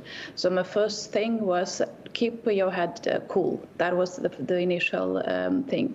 But then I'll tell you this, with Putin's address early in the morning, local time, that made it more real, because at first it was very unclear as to how big the extent of this march towards Moscow, as they claimed it to be, was. But then with Putin addressing the nation, saying that this is the military mutiny, that things are real, that this is a big challenge to the to the Russian state, then it all made real. So then, of course, it got very, very emotional. And did that get our hopes high that some things might challenge Putin and his regime?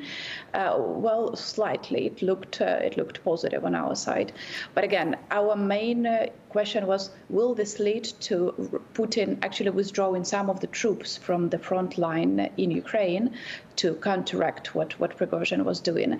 And that was not happening, so we were not seeing that. So I think that is something that we were closely following throughout the 24 hours as it lasted. So let me ask you about that specifically.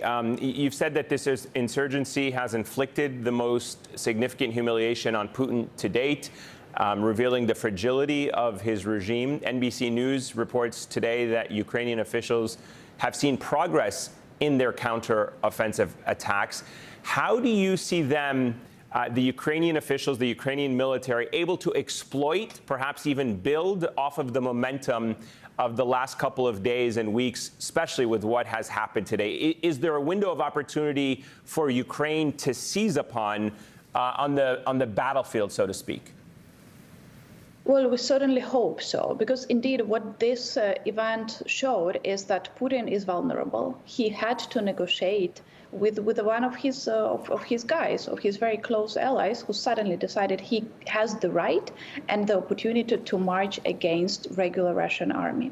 So it was indeed the biggest humiliation in Putin's lifetime, and it was very public. So it did show vulnerability, and of course, did that give us some openings for the Ukrainian military? Yes, of course it did. And there was some news saying that some Ukrainian forces have taken over some positions on the left side of Dnipro River in Kherson region, which they were trying to take for the last couple of weeks. This was a definite progress. It's slow. It unfortunately takes up too many lives and other casualties on our side. But this was definitely a slightly big progress that we have been seeing for the last couple of weeks. But we have not seen Russians withdrawing their forces to do something with Prigozhin. So it was not like a huge opening on the front line, but politically and on the emotional level, on the psychological level of the Russian soldiers who are now fighting Ukrainian soldiers, there was a bit of a confusion on their side that I could see following their Telegram channels, their other social medias, where they were not so much following what is happening on the front line, but they were reacting whether they should join Prigozhin or they should not join Prigozhin. So this leads to the confusion among the ranks of the Russian military, which in itself will have longer lasting effects than apparently the now suspended march of Prigozhin towards Moscow. So let me ask you, Prigozhin has dismissed Russia's justification for invading Ukraine as lies from military leaders, which I think really surprised a lot of people from somebody speaking like that and somebody who had been fighting on the front lines in Ukraine. What do you make of his comments, and what do you see as his motive for rebelling against the Kremlin? I mean, the Ukrainian intelligence services must have their own insight into Russia's thinking, what is happening inside. I don't know if, as a member of parliament in Ukraine, you're privy to any briefings on that, but how do you understand the motivations behind why he did this? Well, I think that will be a question for us to discuss years to come, probably, because it's not like he was extremely open about his plans. But I think there could have been two motivations. One, there has been an escalating conflict between Prigozhin and the military leadership in Russia. I have to point out that he almost never talked about Putin himself. He typically criticized Shoigu, who is Minister of Defense, and their commander of the army, Mr. Gerasimov. So those were the guys that he was pointing at. And there are some rumors in some Russian social media now that as Prigozhin agreed to stop his movement towards Moscow, that maybe there will be some changes in personnel in the positions of the Minister of Defense specifically. We don't know if that is true or not, but maybe that was his goal. Maybe he wants to take over these roles because he has indeed been growing in power. And with this video that you are showing right now specifically, I think that was the moment when it all started.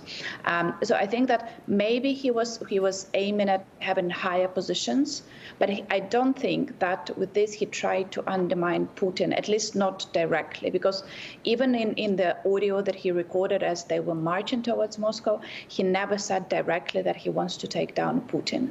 So it's a bit unclear. I think that he was aiming for just higher and stronger political presence in Russia. How that will follow in the few next weeks, we will see. Because I don't believe that after what he has done, he will simply leave to Belarus and nothing will happen there. Yeah, it's very little chance for that. I was going to say, it's very hard to imagine that this man who has been so involved in the inner circle of Putin for the last several years would somehow just disappear and enjoy the rest of his life in Belarus. A member of Ukrainian parliament, Ines Ovsen, thank you so much for your time. I greatly appreciate it. Thank you. Thanks. After the break, reaction from the Biden administration. Stay with us.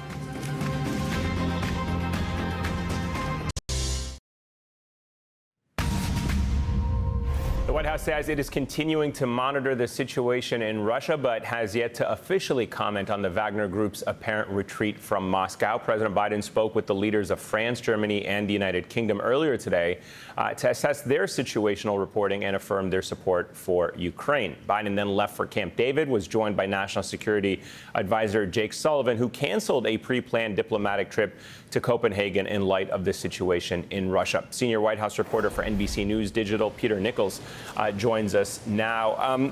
Peter, what are you hearing from the White House on all these developments?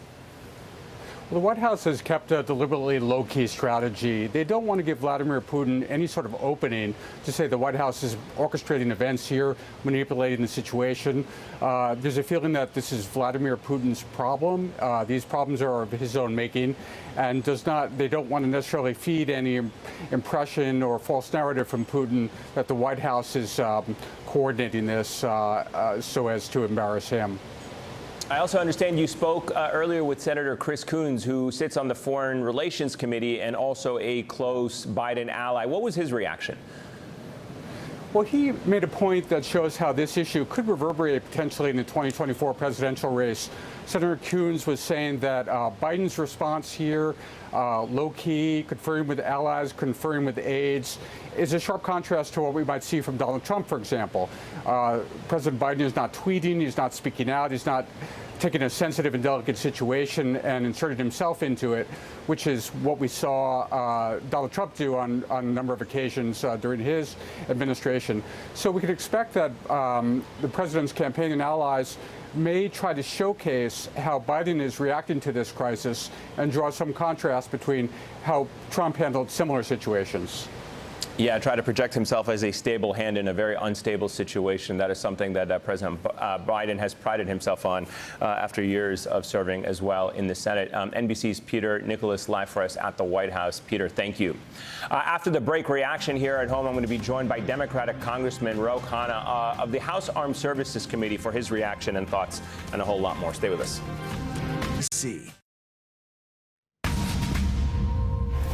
Let's get congressional reaction to the Prigozhin rebellion and the foreign policy questions it raises for lawmakers here at home. I'm joined by Democratic Congressman Ro Khanna of California. He is a member of the House Armed Services Committee. Congressman, it's great to see you again.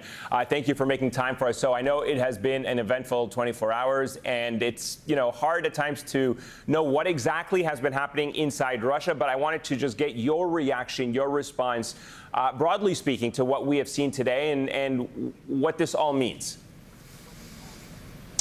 I would say there are three overarching principles. First, it's a good thing that there is de-escalation and some resolution. The last thing the United States or the world needs is a unstable Russia, a nuclear power that could devolve into a civil war. So the fact that there is some resolution is good. Second, we need to applaud President Biden's leadership. He gathered all the intelligence. He got all our allies on the phone right away, and he has been restrained and mature in judgment, not aggravating the situation, not provoking the situation. And third, he has reaffirmed our commitment, NATO's commitment to stand by Ukraine. And that, I think, was very important. The Wagner mercenaries' armed mutiny is being widely described as the most significant challenge to Vladimir Putin's hold on power in more than 2 decades.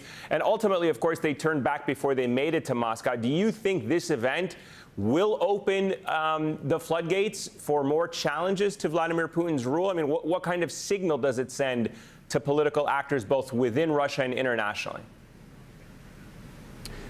Well, first, let me be clear that the United States policy is to stand. What kind of signal does it send to political actors both within Russia and internationally? Well, first, let me be clear that the United States policy is to stand by Ukraine to protect. What kind of signal does it send to political actors both within Russia and internationally?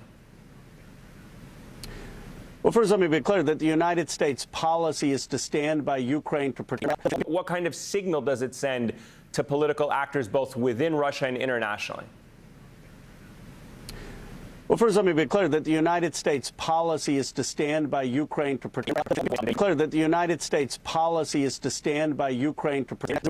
For Russia has not withdrawn any of its troops. What is the posture of Russia going to be with Ukraine? But I think, again, this is why the president has handled this exactly correctly. He hasn't gone out and opined. He hasn't provoked the situation. He's gotten the allies all on the same page. And I'm sure he will be briefing the Armed Services Committee in Congress, or people in his administration will be. Let me contrast this current president to the former one. Former President Trump called the situation on his social media platform. He called the situation in Russia a quote, big mess. Your thoughts on how you think today's events will impact your Republican colleagues' approach to the war in Ukraine? I mean, you've already had your fellow Congresswoman Marjorie Taylor Greene, a Republican, pose the question saying she hopes that the U.S. government or this administration was not behind what was happening today in Russia. Well, that's just irresponsible. Of course, the United States was not behind that. And any American patriot should not be impugning. It's not impugning President Biden. It's impugning our military. It's impugning our intelligence agencies. I had a very constructive conversation with people at the Department of Defense. They have made it clear that we are not intervening in Russia, that we want actually the situation to stabilize. What we want to make sure is a reaffirmation of our support for Ukraine, for the territorial integrity of Ukraine. And by the way, there's a very simple way for this war to end, and that is for Russia to honor Ukraine's territorial integrity. The day they do that, the war ends. And I hope that there are about 300 congresspeople, all the Democrats and about 100 Republicans who share that view. I'm hopeful that that will continue. Finally, it remains, Congressman, to be seen how the Kremlin-Wagner group scuffle will impact the war in Ukraine, as you're talking about. You're saying it's a priority to maintain that territorial integrity. The truth is, Wagner mercenaries played a key role in Russia's invasion of Ukraine, if not the invasion, certainly afterwards. And Prigozhin, he's now criticized Putin for his poor military strategy. How do you think these latest developments actually impact the fighting on the ground? Do you see a window of opportunity that the United States and its allies could exploit to change the momentum or the dynamics on the battlefield? It's too early to speculate on that, especially because Russia so far has not withdrawn their forces from the border. Prigozhin, by many accounts, was not very effective, and in some cases had an even more lethal approach than Putin when it comes to war. So I don't think we should necessarily be cheering for him. I think we need to just have a sober approach, get all the intelligence, and realize that Ukraine is still in a difficult struggle, and that we need to continue to support them in this counteroffensive so that they can take back some of the land and territory that belongs to them. And I'm going to continue to stand by President Biden, but it's important to recognize why we need President Biden's leadership exactly at moments like this. All right, Democratic Congressman Ro Khanna of California. Sir, it's always a pleasure. Thank you so much for joining us this evening. Thank you, Eamon. Thank you. All right, the second hour of Amen begins right after a quick break. Don't go anywhere.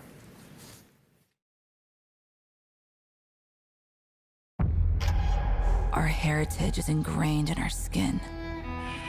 And even when we metamorphosize into our new, evolved form, we carry that spirit with us. Because you can take Alfa Romeo out of Italy, but you best believe you can't take the Italy out of an Alfa Romeo. Oh, what a good time we will have. You can make it happen again. Voltaren, the joy of movement. This is our premium platinum coverage map, and this is Consumer Cellular's map. I don't see the difference, do you? Well, that one's purple. Get the exact same coverage as the nation's leading carriers, starting at $20. Consumer Cellular. For the ones ensuring the job always gets done, and the ones wearing many hats, Grainger offers professional-grade industrial supplies and real-time product availability. Call, click Grainger.com, or just stop by. Grainger, for the ones who get it done. I've always been prone to hair thinning. I was getting older. I was under a lot of stress. I started taking Nutrafol. Nutrafol is the #1 dermatologist-recommended hair growth supplement. I am back to me. Start your hair growth journey at Nutrafol.com. This is not just delivery. This is knowing even superheroes can use a sidekick. Walgreens. This is a Bombas performance sock. For such a small item, it performs big in so many ways.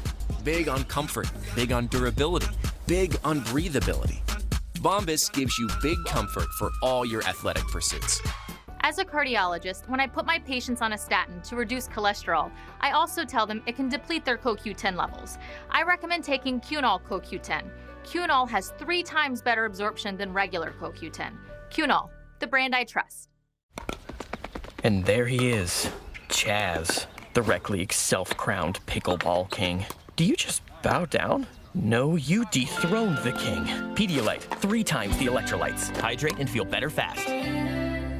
BetterHelp makes therapy accessible to all for a number of different reasons. Sometimes people are looking for that relatability. They're looking for someone who looks like them. Being able to share parts of your identity with your therapist can be really important. Create an amazing website with Fiverr. You'll need your web developer, UX writer, and Amy, a Fiverr freelance graphic designer with dozens of 5-star reviews who will join your team from her favorite coffee shop. Don't forget to tip. Expand your team with a Fiverr freelancer.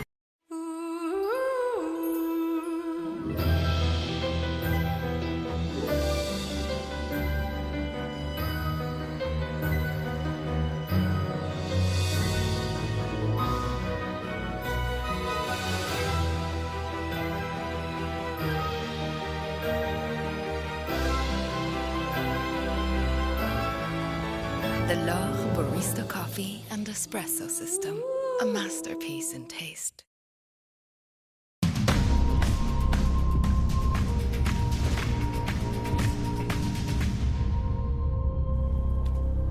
Good evening and welcome to Amen. Let's reset and assess where we are at the beginning of this second hour. Tonight we are following a pivotal turning point in the war in Ukraine, an internal military rebellion in Russia launched by former Putin ally and leader of the brutal Wagner mercenary group, Yevgeny Prigozhin. It comes just days after Prigozhin accused Russian Defense Minister Sergei Shoigu of ordering a rocket strike on Wagner's camps in Ukraine. But hours later, after reportedly traveling some 120 miles outside of Moscow, the Wagner Group leader ordered his forces to halt their march on the capital city and return to their camps. In a post on Telegram, Prigozhin said the move was done in order to avoid Russian bloodshed. Now, this followed an announcement from Belarus that the Russian ally and neighbor had negotiated a deal to de-escalate the situation. Kremlin spokesperson Dmitry Peskov provided some details of the compromise. Russia's criminal case against Prigozhin, that would be closed, and he would go into exile and remain in Belarus. Moreover, Wagner fighters who participated in today's events will not be prosecuted. Now, before we begin our reporting coverage for the hour, we want to give you some more context on this group, the Wagner Group. It is importance to Russia. Its importance to the fighting in the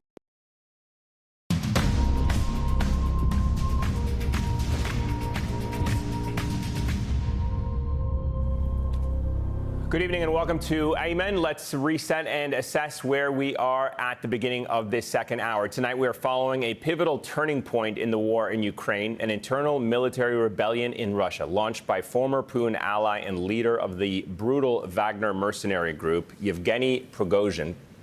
It comes just days after Prigozhin accused Russian Defense Minister Sergei Shoigu of ordering a rocket strike on Wagner's camps in Ukraine. But hours later, after reportedly traveling some 120 miles outside of Moscow, the Wagner Group leader ordered his forces to halt their march on the capital city and return to their camps. In a post on Telegram, Prigozhin said the move was done in order to avoid Russian bloodshed. Now, this followed an announcement from Belarus that the Russian ally and neighbor had negotiated a deal to de-escalate the situation. Kremlin spokesperson Dmitry Peskov provided some details of the compromise.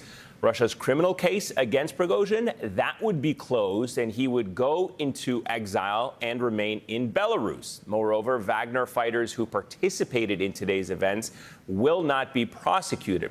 Now, before we begin our reporting coverage for the hour, we want to give you some more context on this group, the Wagner Group. It is importance to Russia, its importance to the fighting in the war in Ukraine, and why this is such a consequential and stunning series of developments. You see, over the last year, as Russia suffered heavy battlefield losses, Moscow had become increasingly dependent on the Wagner Group to carry out Putin's war efforts in Ukraine. But the mercenary army's reach extends far beyond Russia and certainly beyond Ukraine. Prigozhin often called Putin chef because his former catering business routinely won contracts to cater Russian state events, formed the Wagner Group back in 2014. The Kremlin immediately recognized it as a resource, using it for the first time that same year in the illegal annexation of Crimea. Now, Putin would go on to use the mercenary group to wage proxy war after proxy war without ever needing to utilize his actual military forces. Indeed, Wagner has wreaked havoc all around the globe.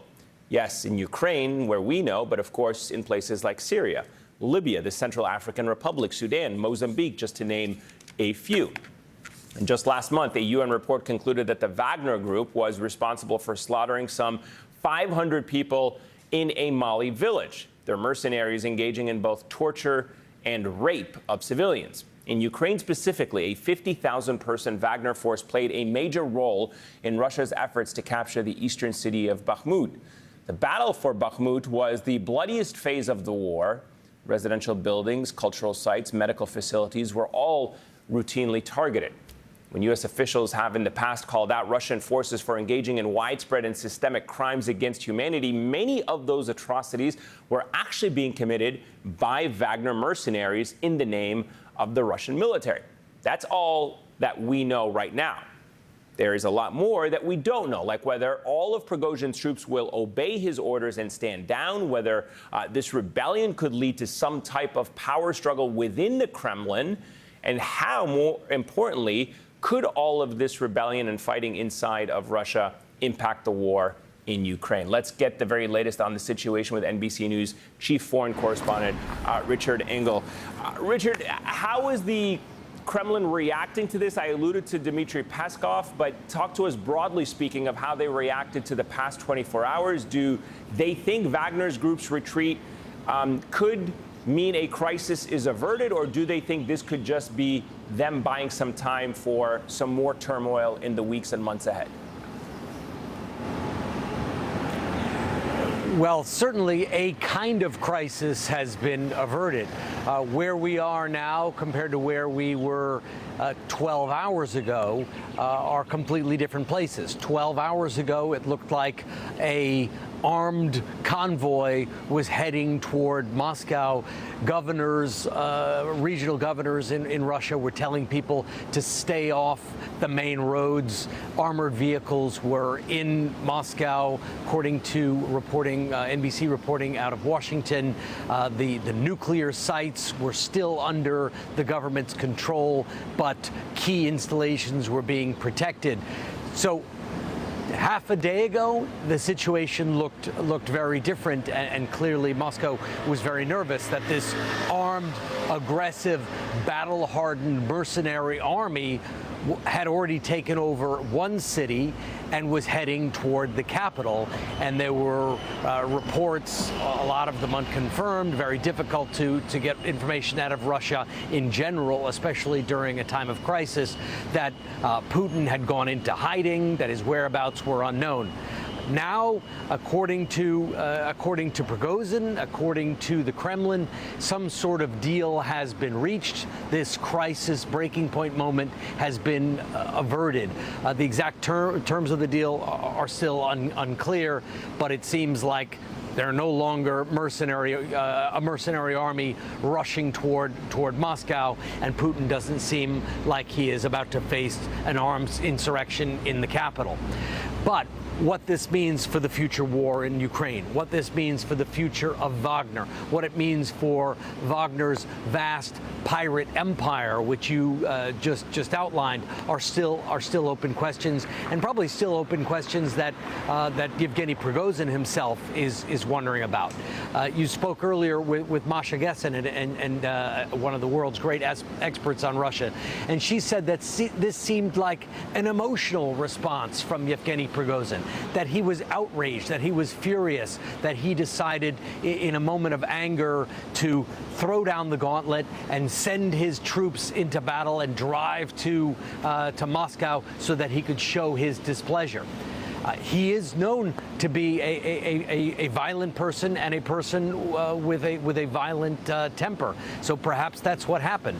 His troops have been fighting in Ukraine, whether you like them or not. They have been fighting very hard. They have lost thousands, some say tens of thousands of fighters, and they have not been supported by the Ministry of Defense. They haven't, according to Prigozhin, been given weapons. They haven't been given radios. They haven't been given air support. They haven't been given communications. These mercenary forces were always designed to be cannon fodder, but according to Prigozhin, they weren't even given the minimal amount of equipment that they would need to carry out some sort of war. And out of frustration, he decided to express his displeasure by marching toward the Kremlin and bringing this matter directly to Vladimir Putin. And apparently, the leader of Belarus talked him down under the condition that he leave the country and continue his overseas operation from his base in Belarus.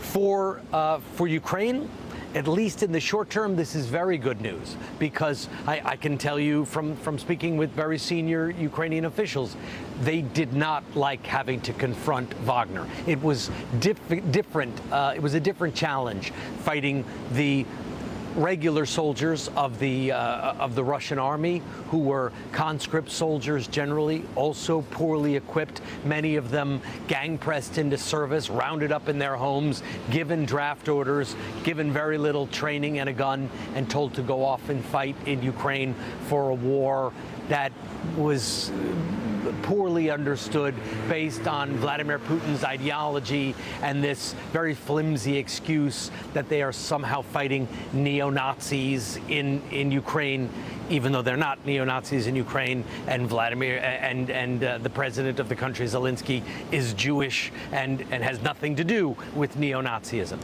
Wagner troops were different. Some of them wanted to fight because Prigozhin gave them the option. They were prisoners, and he said, if you fight and you don't try and escape, you will be given pardons. You will be given your freedom. So they had a motivation. Others were fighting because if they retreated, they would be shot.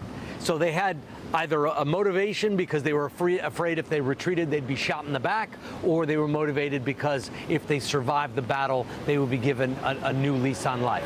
They were a more difficult enemy. They were a more determined enemy. And even if the Ministry of Defense wasn't helping them, they put up a formidable challenge. So this does create something of an opportunity for Ukraine, just as it is in the early phases of its long anticipated counteroffensive. The future for Yevgeny Prigozhin? Much less clear. Will he survive? Is he being shunted off to Belarus so that one day he can be pushed out of a window or poisoned, as is often the fate of many people who've defied the Kremlin, whether it's a year from now, 2 years from now, 5 years from now? Kremlin assassins can be very patient, is unclear. Or will he be allowed to continue running his pirate empire in places like Africa, which benefits him, it benefits Wagner, and some of that money also trickles up to the inner circle, the elite inside the Kremlin. So a major development, a major change of events that has happened over the last 12 hours or so. NBC's Richard Engel.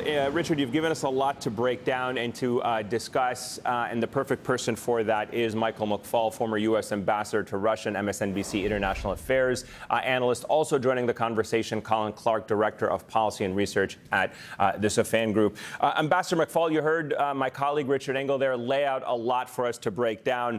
So I want to start kind of broadly speaking, which is how unnerved is Vladimir Putin right now? How unnerved is the entire Kremlin after the events of the last 24 hours? Before we get into what happens next, they just must be looking at this and say, what in the hell just happened?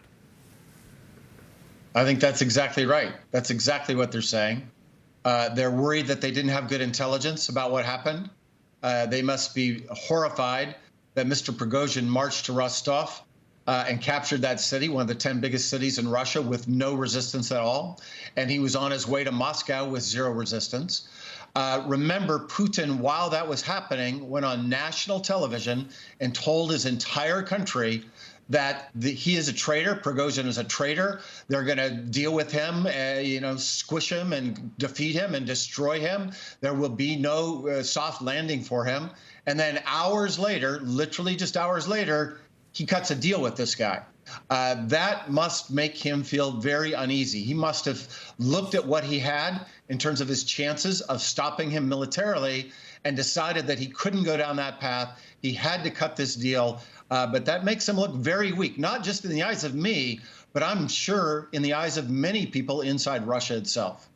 So, Colin, as Richard alluded to, and you may have seen in the previous hour speaking to Masha Gessen, and there's two schools of thought here, and I want to get yours on this. Is Yevgeny Prigozhin some kind of strategic mastermind here, or was this, as Masha was describing him, perhaps a moment of rage and temperament that caught the Russian establishment off guard? I mean, it's a lose-lose situation for Russia, as Ambassador McFaul just outlined, but specifically Prigozhin, how do you characterize him in the past 24 hours or so?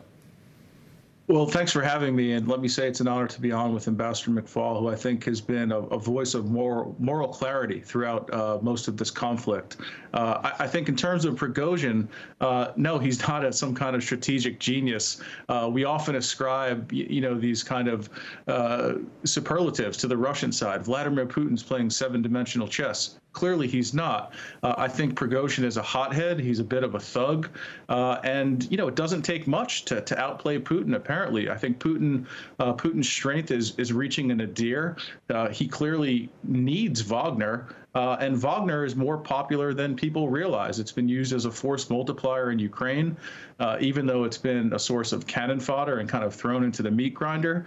And I think what this tells you is Russia doesn't really have a strategy. They've gone into this, ham-handed. They've taken their usual draconian approach, and it's backfired. And I think what this tells me is, the United States and its allies need to keep doing what we've been doing, which is providing material and moral support, because it's working. We're starting to see fissures in Russian command and control, and the last 24 to 48 hours is clear evidence of that, in my opinion. Ambassador, what do you make of this analysis from former NSC staffer Alexander Vindman, who tweeted out earlier, "I suspect this is far from over. Putin cannot accept an armed insurrectionist.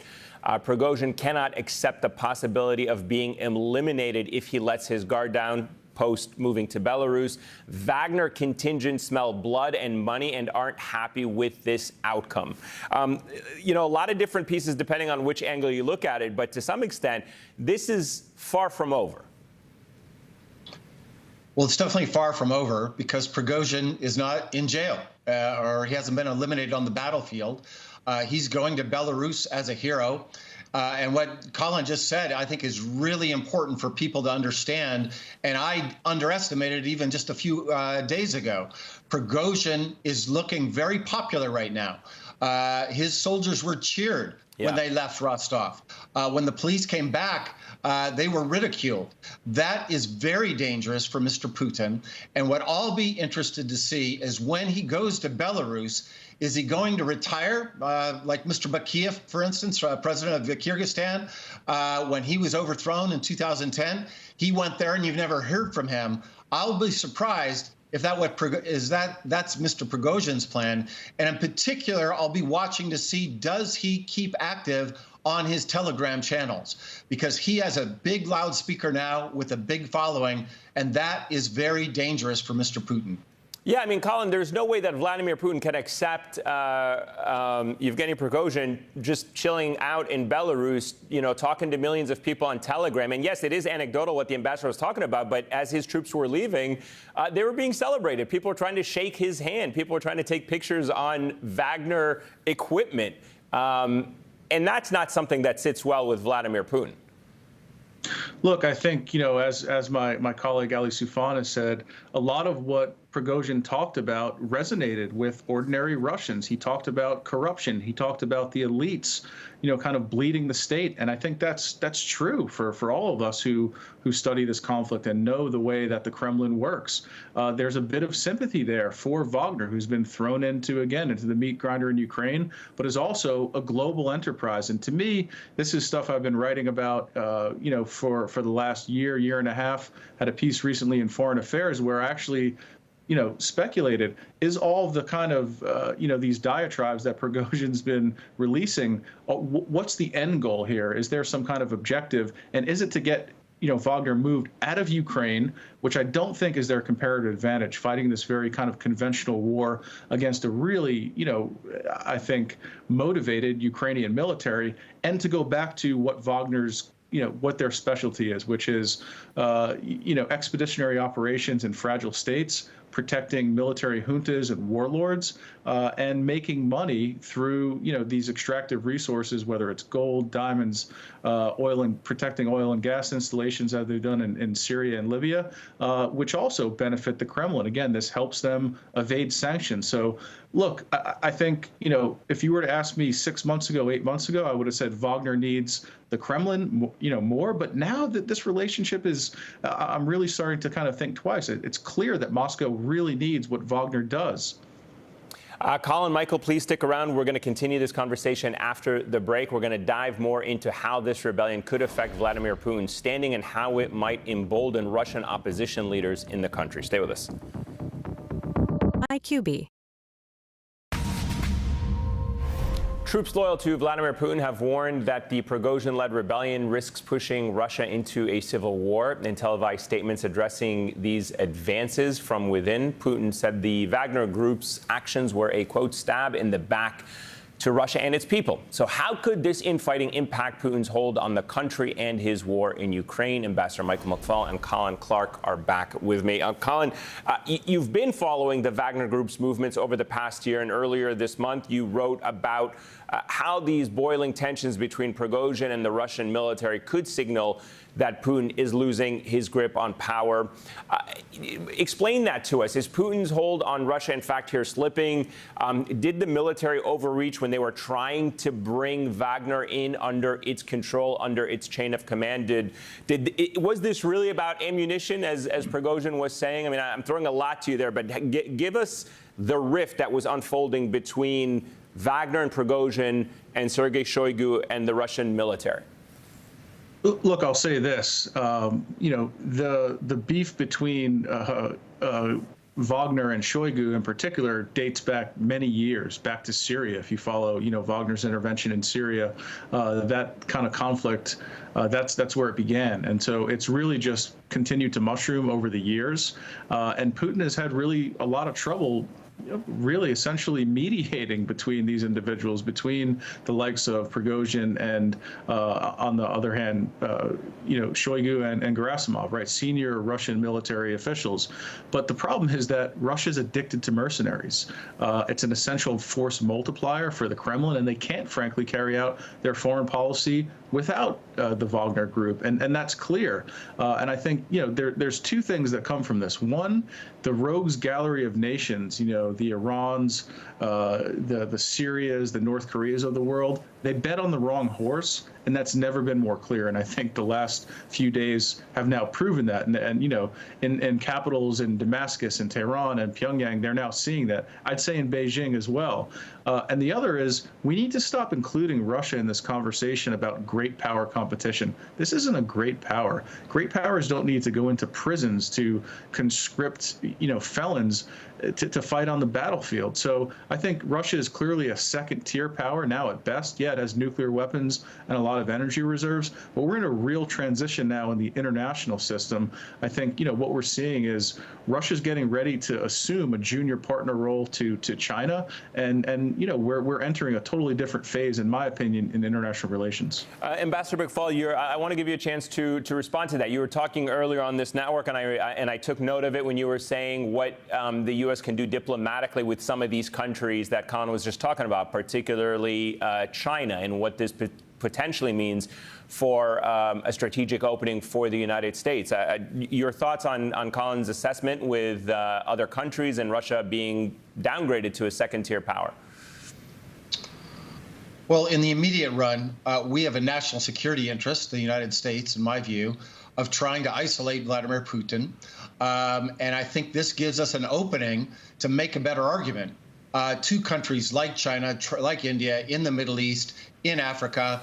Let's be honest, we haven't been winning that argument in a lot of those regions of the world. They've been sitting on the sidelines. To me, Putin's war in Ukraine is an obvious war of neo-imperialism. It's a war of colonization. It's a war of annexation. But when I'm on Zoom calls with people in those parts of the world that I just talked about, they don't see it that way. Mr. Modi made that clear just recently in Washington.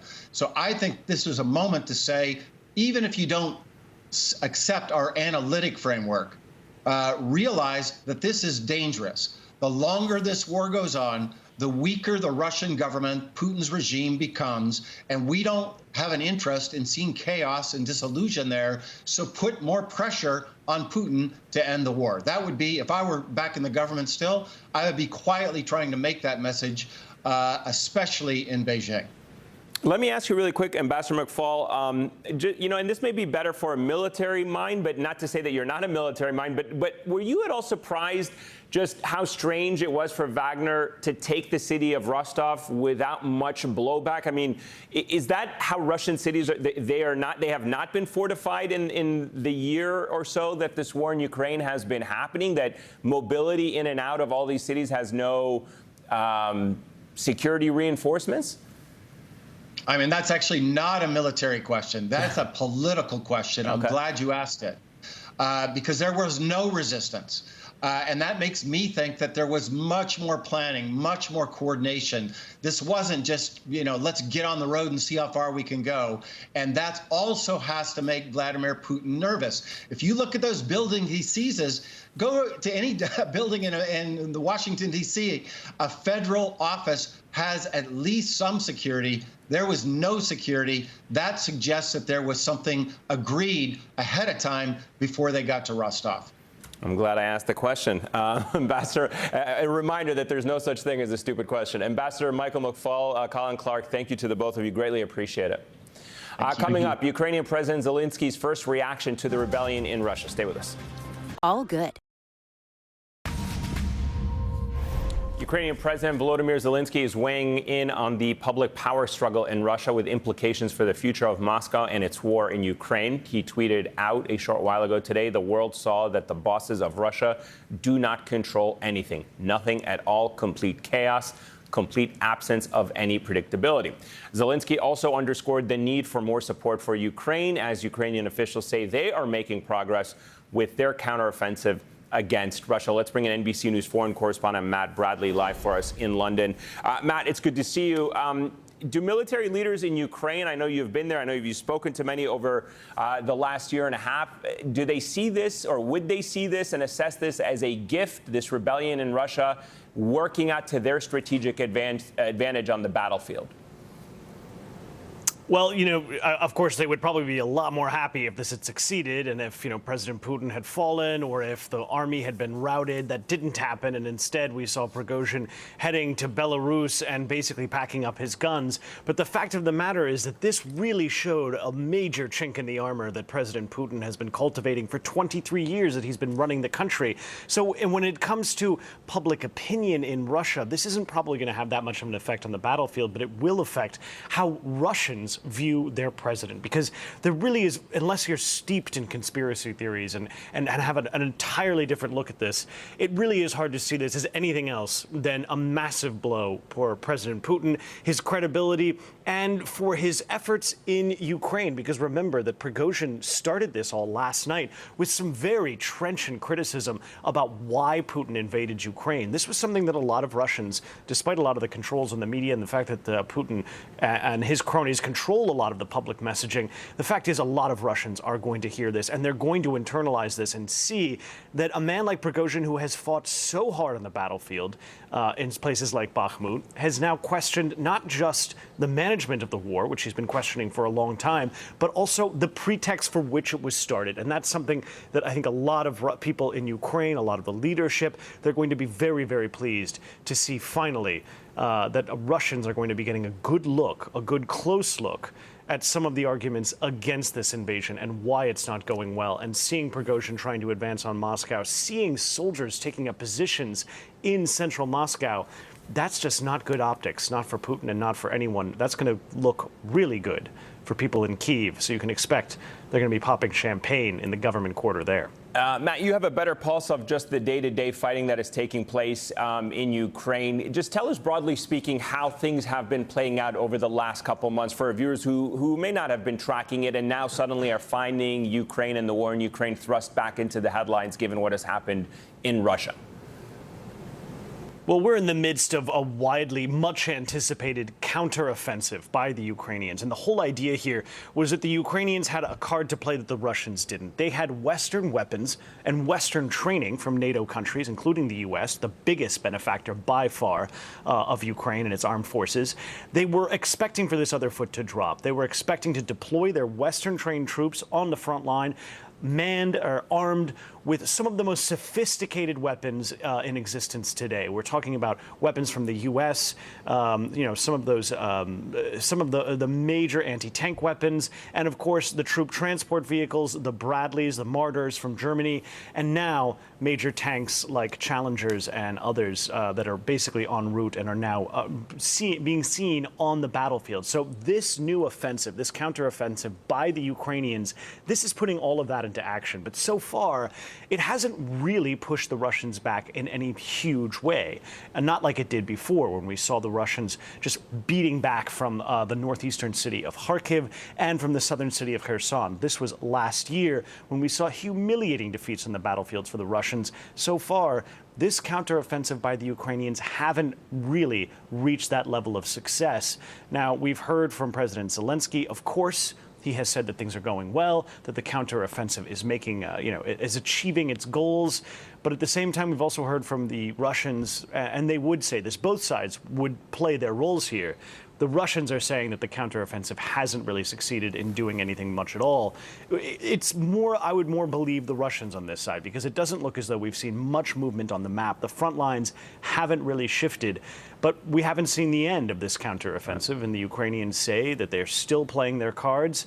So, when it comes to the role of Prigozhin and Wagner, they haven't been on the battlefield for the last several weeks. They withdrew from the front lines after they took Bakhmut, and they've basically fallen back. So seeing this attempted coup or mutiny, whatever you call it, it's probably not going to have a direct effect on the battlefield, and it's probably not going to open the way for the Ukrainian counteroffensive to suddenly see success. NBC's Matt Bradley live for us in London. Matt, it's great to see you. Thank you so much for all of that. Next, how Putin's power struggle could impact his defenders and allies here in America. Stay with us.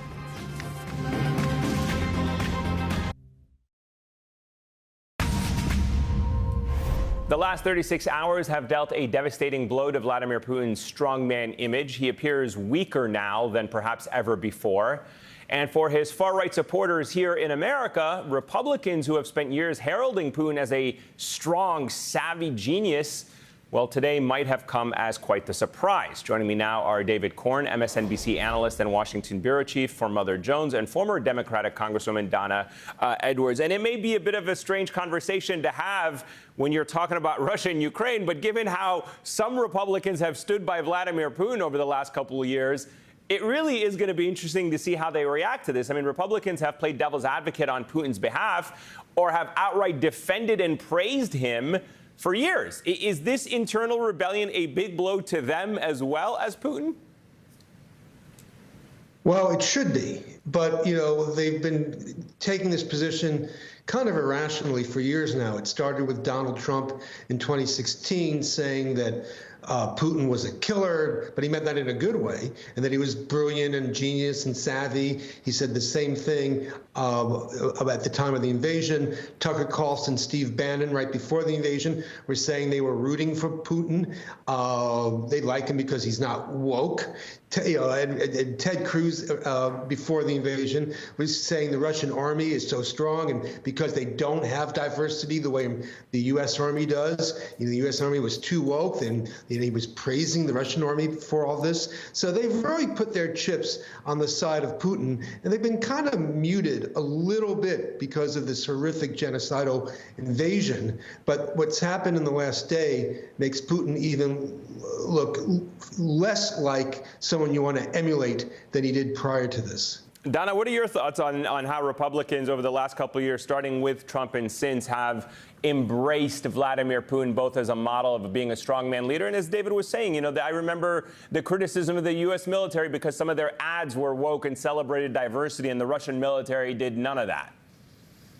Well, it's, hard to know what to call them. They're Putin identifiers, sympathizers, followers, and following the apologist-in-chief, Donald Trump. What I noticed today, though, is throughout this, we've heard comments from a few members of Congress, and they have largely been on the side of, thinking about how Ukraine should react and the need to reinforce our support for Ukraine and the chaos and identifying the chaos in Russia. What we haven't heard, and I've been searching, we really haven't heard from those Republicans who've been in the strongman camp over the last several years. And I think that is instructive. It'll be interesting to see over the next several days as we learn more about how this unfolded and what the projections are for the future, what the Republican response will be. But it seems like they've lost their strongman. They've lost their ability to claim that Putin is so strong and and that the forces that they're fighting against in Ukraine are weaker and we should pull out, that does not seem to be an argument that is going to, win the day over the next several weeks. David, I can't get over the fact that the Wagner group managed to get so far into Russia so quickly. I believe 120 miles or so outside of Moscow. Does this forever shatter Putin's facade as a strong man? I mean, an image, I should add, that many Republicans have basically played into. Yeah, so much of this is going to depend on what we find out in the next couple of days, and there will be a continuous rolling thunder of disinformation from many parties, from Putin most of all, who somehow spin this in a way. I mean, the thing that I think is really the most important thing here is whether this has any impact on Russian popular opinion. It's hard to know that. There's no independent media there, certainly no independent polling. But, he's had a pretty firm grip on Russian public opinion, and there have been lots of stories about how they believe his lies about the war and the reasons for being there. And, if that changes a little bit, it creates a much different dynamic. And meanwhile, here at home, talking about disinformation, I did see on Fox this afternoon, or was it last night, that there were several people talking about how this coup from Prigozhin, well, maybe that was United States prompted. Maybe there's a conspiracy here. Yeah. So yet again, a matter involving Russia, and they're getting back to this deep state conspiracy that somehow Joe Biden did this, maybe to distract from Hunter Biden. I don't know, but I'm waiting to see. Yeah, they said that about the. They said that about the submersible as well. That it was that it was a psyops to distract from Hunter Biden or the IRS whistleblower. And now this. There's always some plan to distract with the Biden administration, according to Republicans.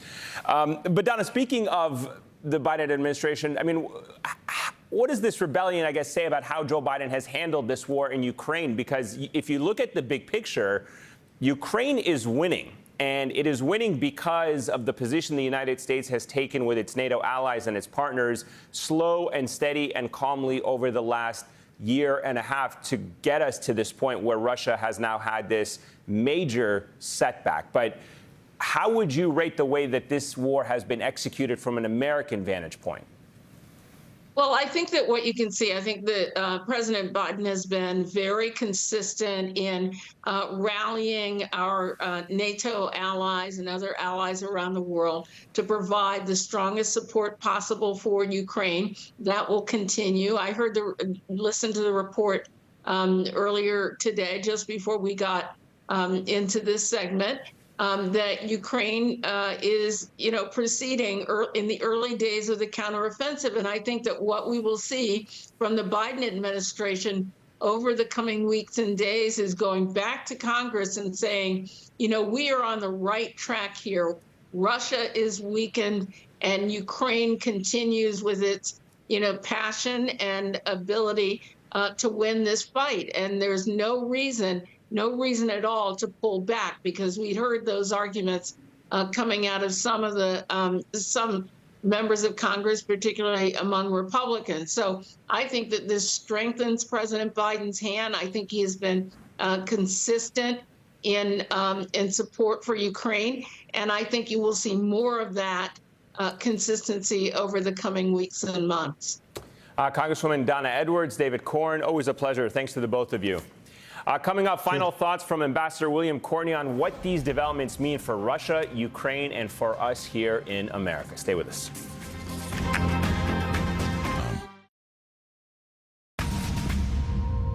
All right, let's finish this hour with a look at the big picture and how this moment will affect the war in Ukraine, how it could divide Russia, how it could impact the United States and NATO. I am joined now by former U.S. Ambassador to Georgia and Kazakhstan, William Courtney.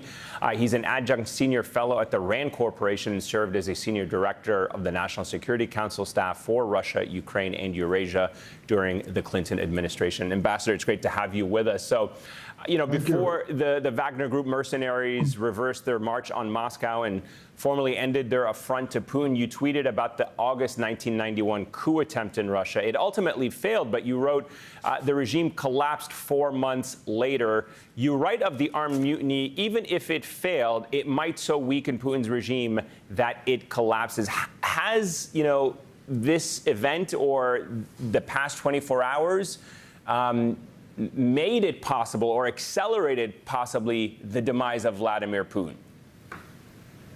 President Putin's stature has diminished over the last year as Russia has pursued a failed invasion of Ukraine.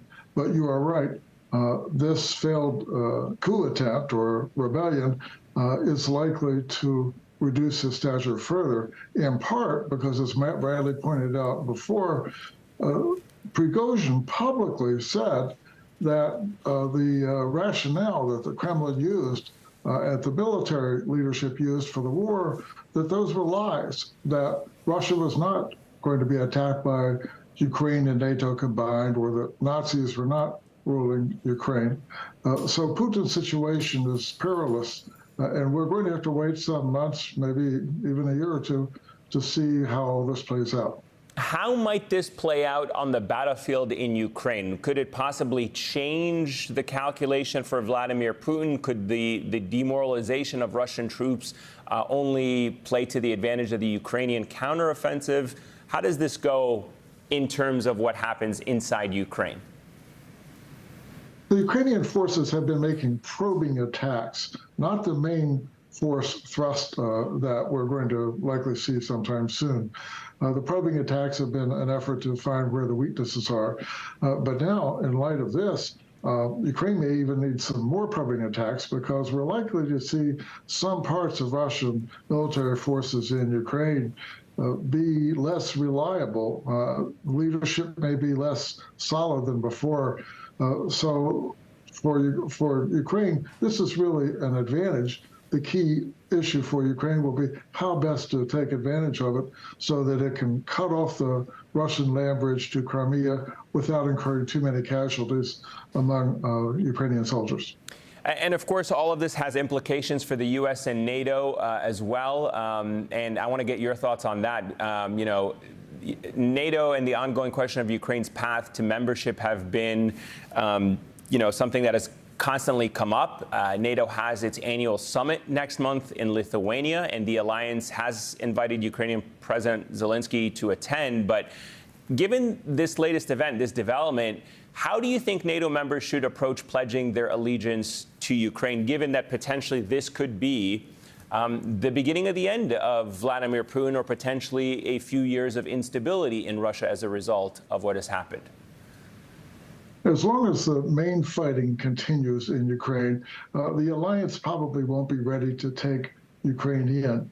But this will not affect the tremendous, large-scale military support that the alliance and its members are providing to Ukraine.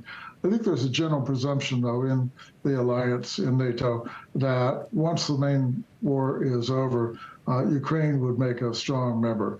It now has probably the strongest and certainly the most battle-hardened ground force in Europe. That'll be a tremendous strength for NATO. And looking ahead, Ambassador Corney, what are the biggest questions at the front of your mind around the future of Russia? In the past, when Russia has come across real setbacks, it has often had to liberalize in order to recover. So when it lost the Crimean War in the 1850s, they freed the serfs. When it lost the Russo-Japanese naval war in 1904 and 1905, they had their first constituent assembly. Unfortunately, too late because the Bolsheviks took over. When Stalin died, 1 or 2 million prisoners were released. When the Brezhnev regime took the country into a dead end, they brought forth the liberalizer, Mikhail Gorbachev. When he bankrupted the country 6 years later, they brought forth Boris Yeltsin, an even greater liberalizer who abolished the Communist Party. So in the past, when Russians, what they call the correlation of forces, has suffered a reverse, they often have to liberalize in order to recover. Right now, the Western sanctions on Russia are tremendous. Russia's The cost of the war for Russia is significant.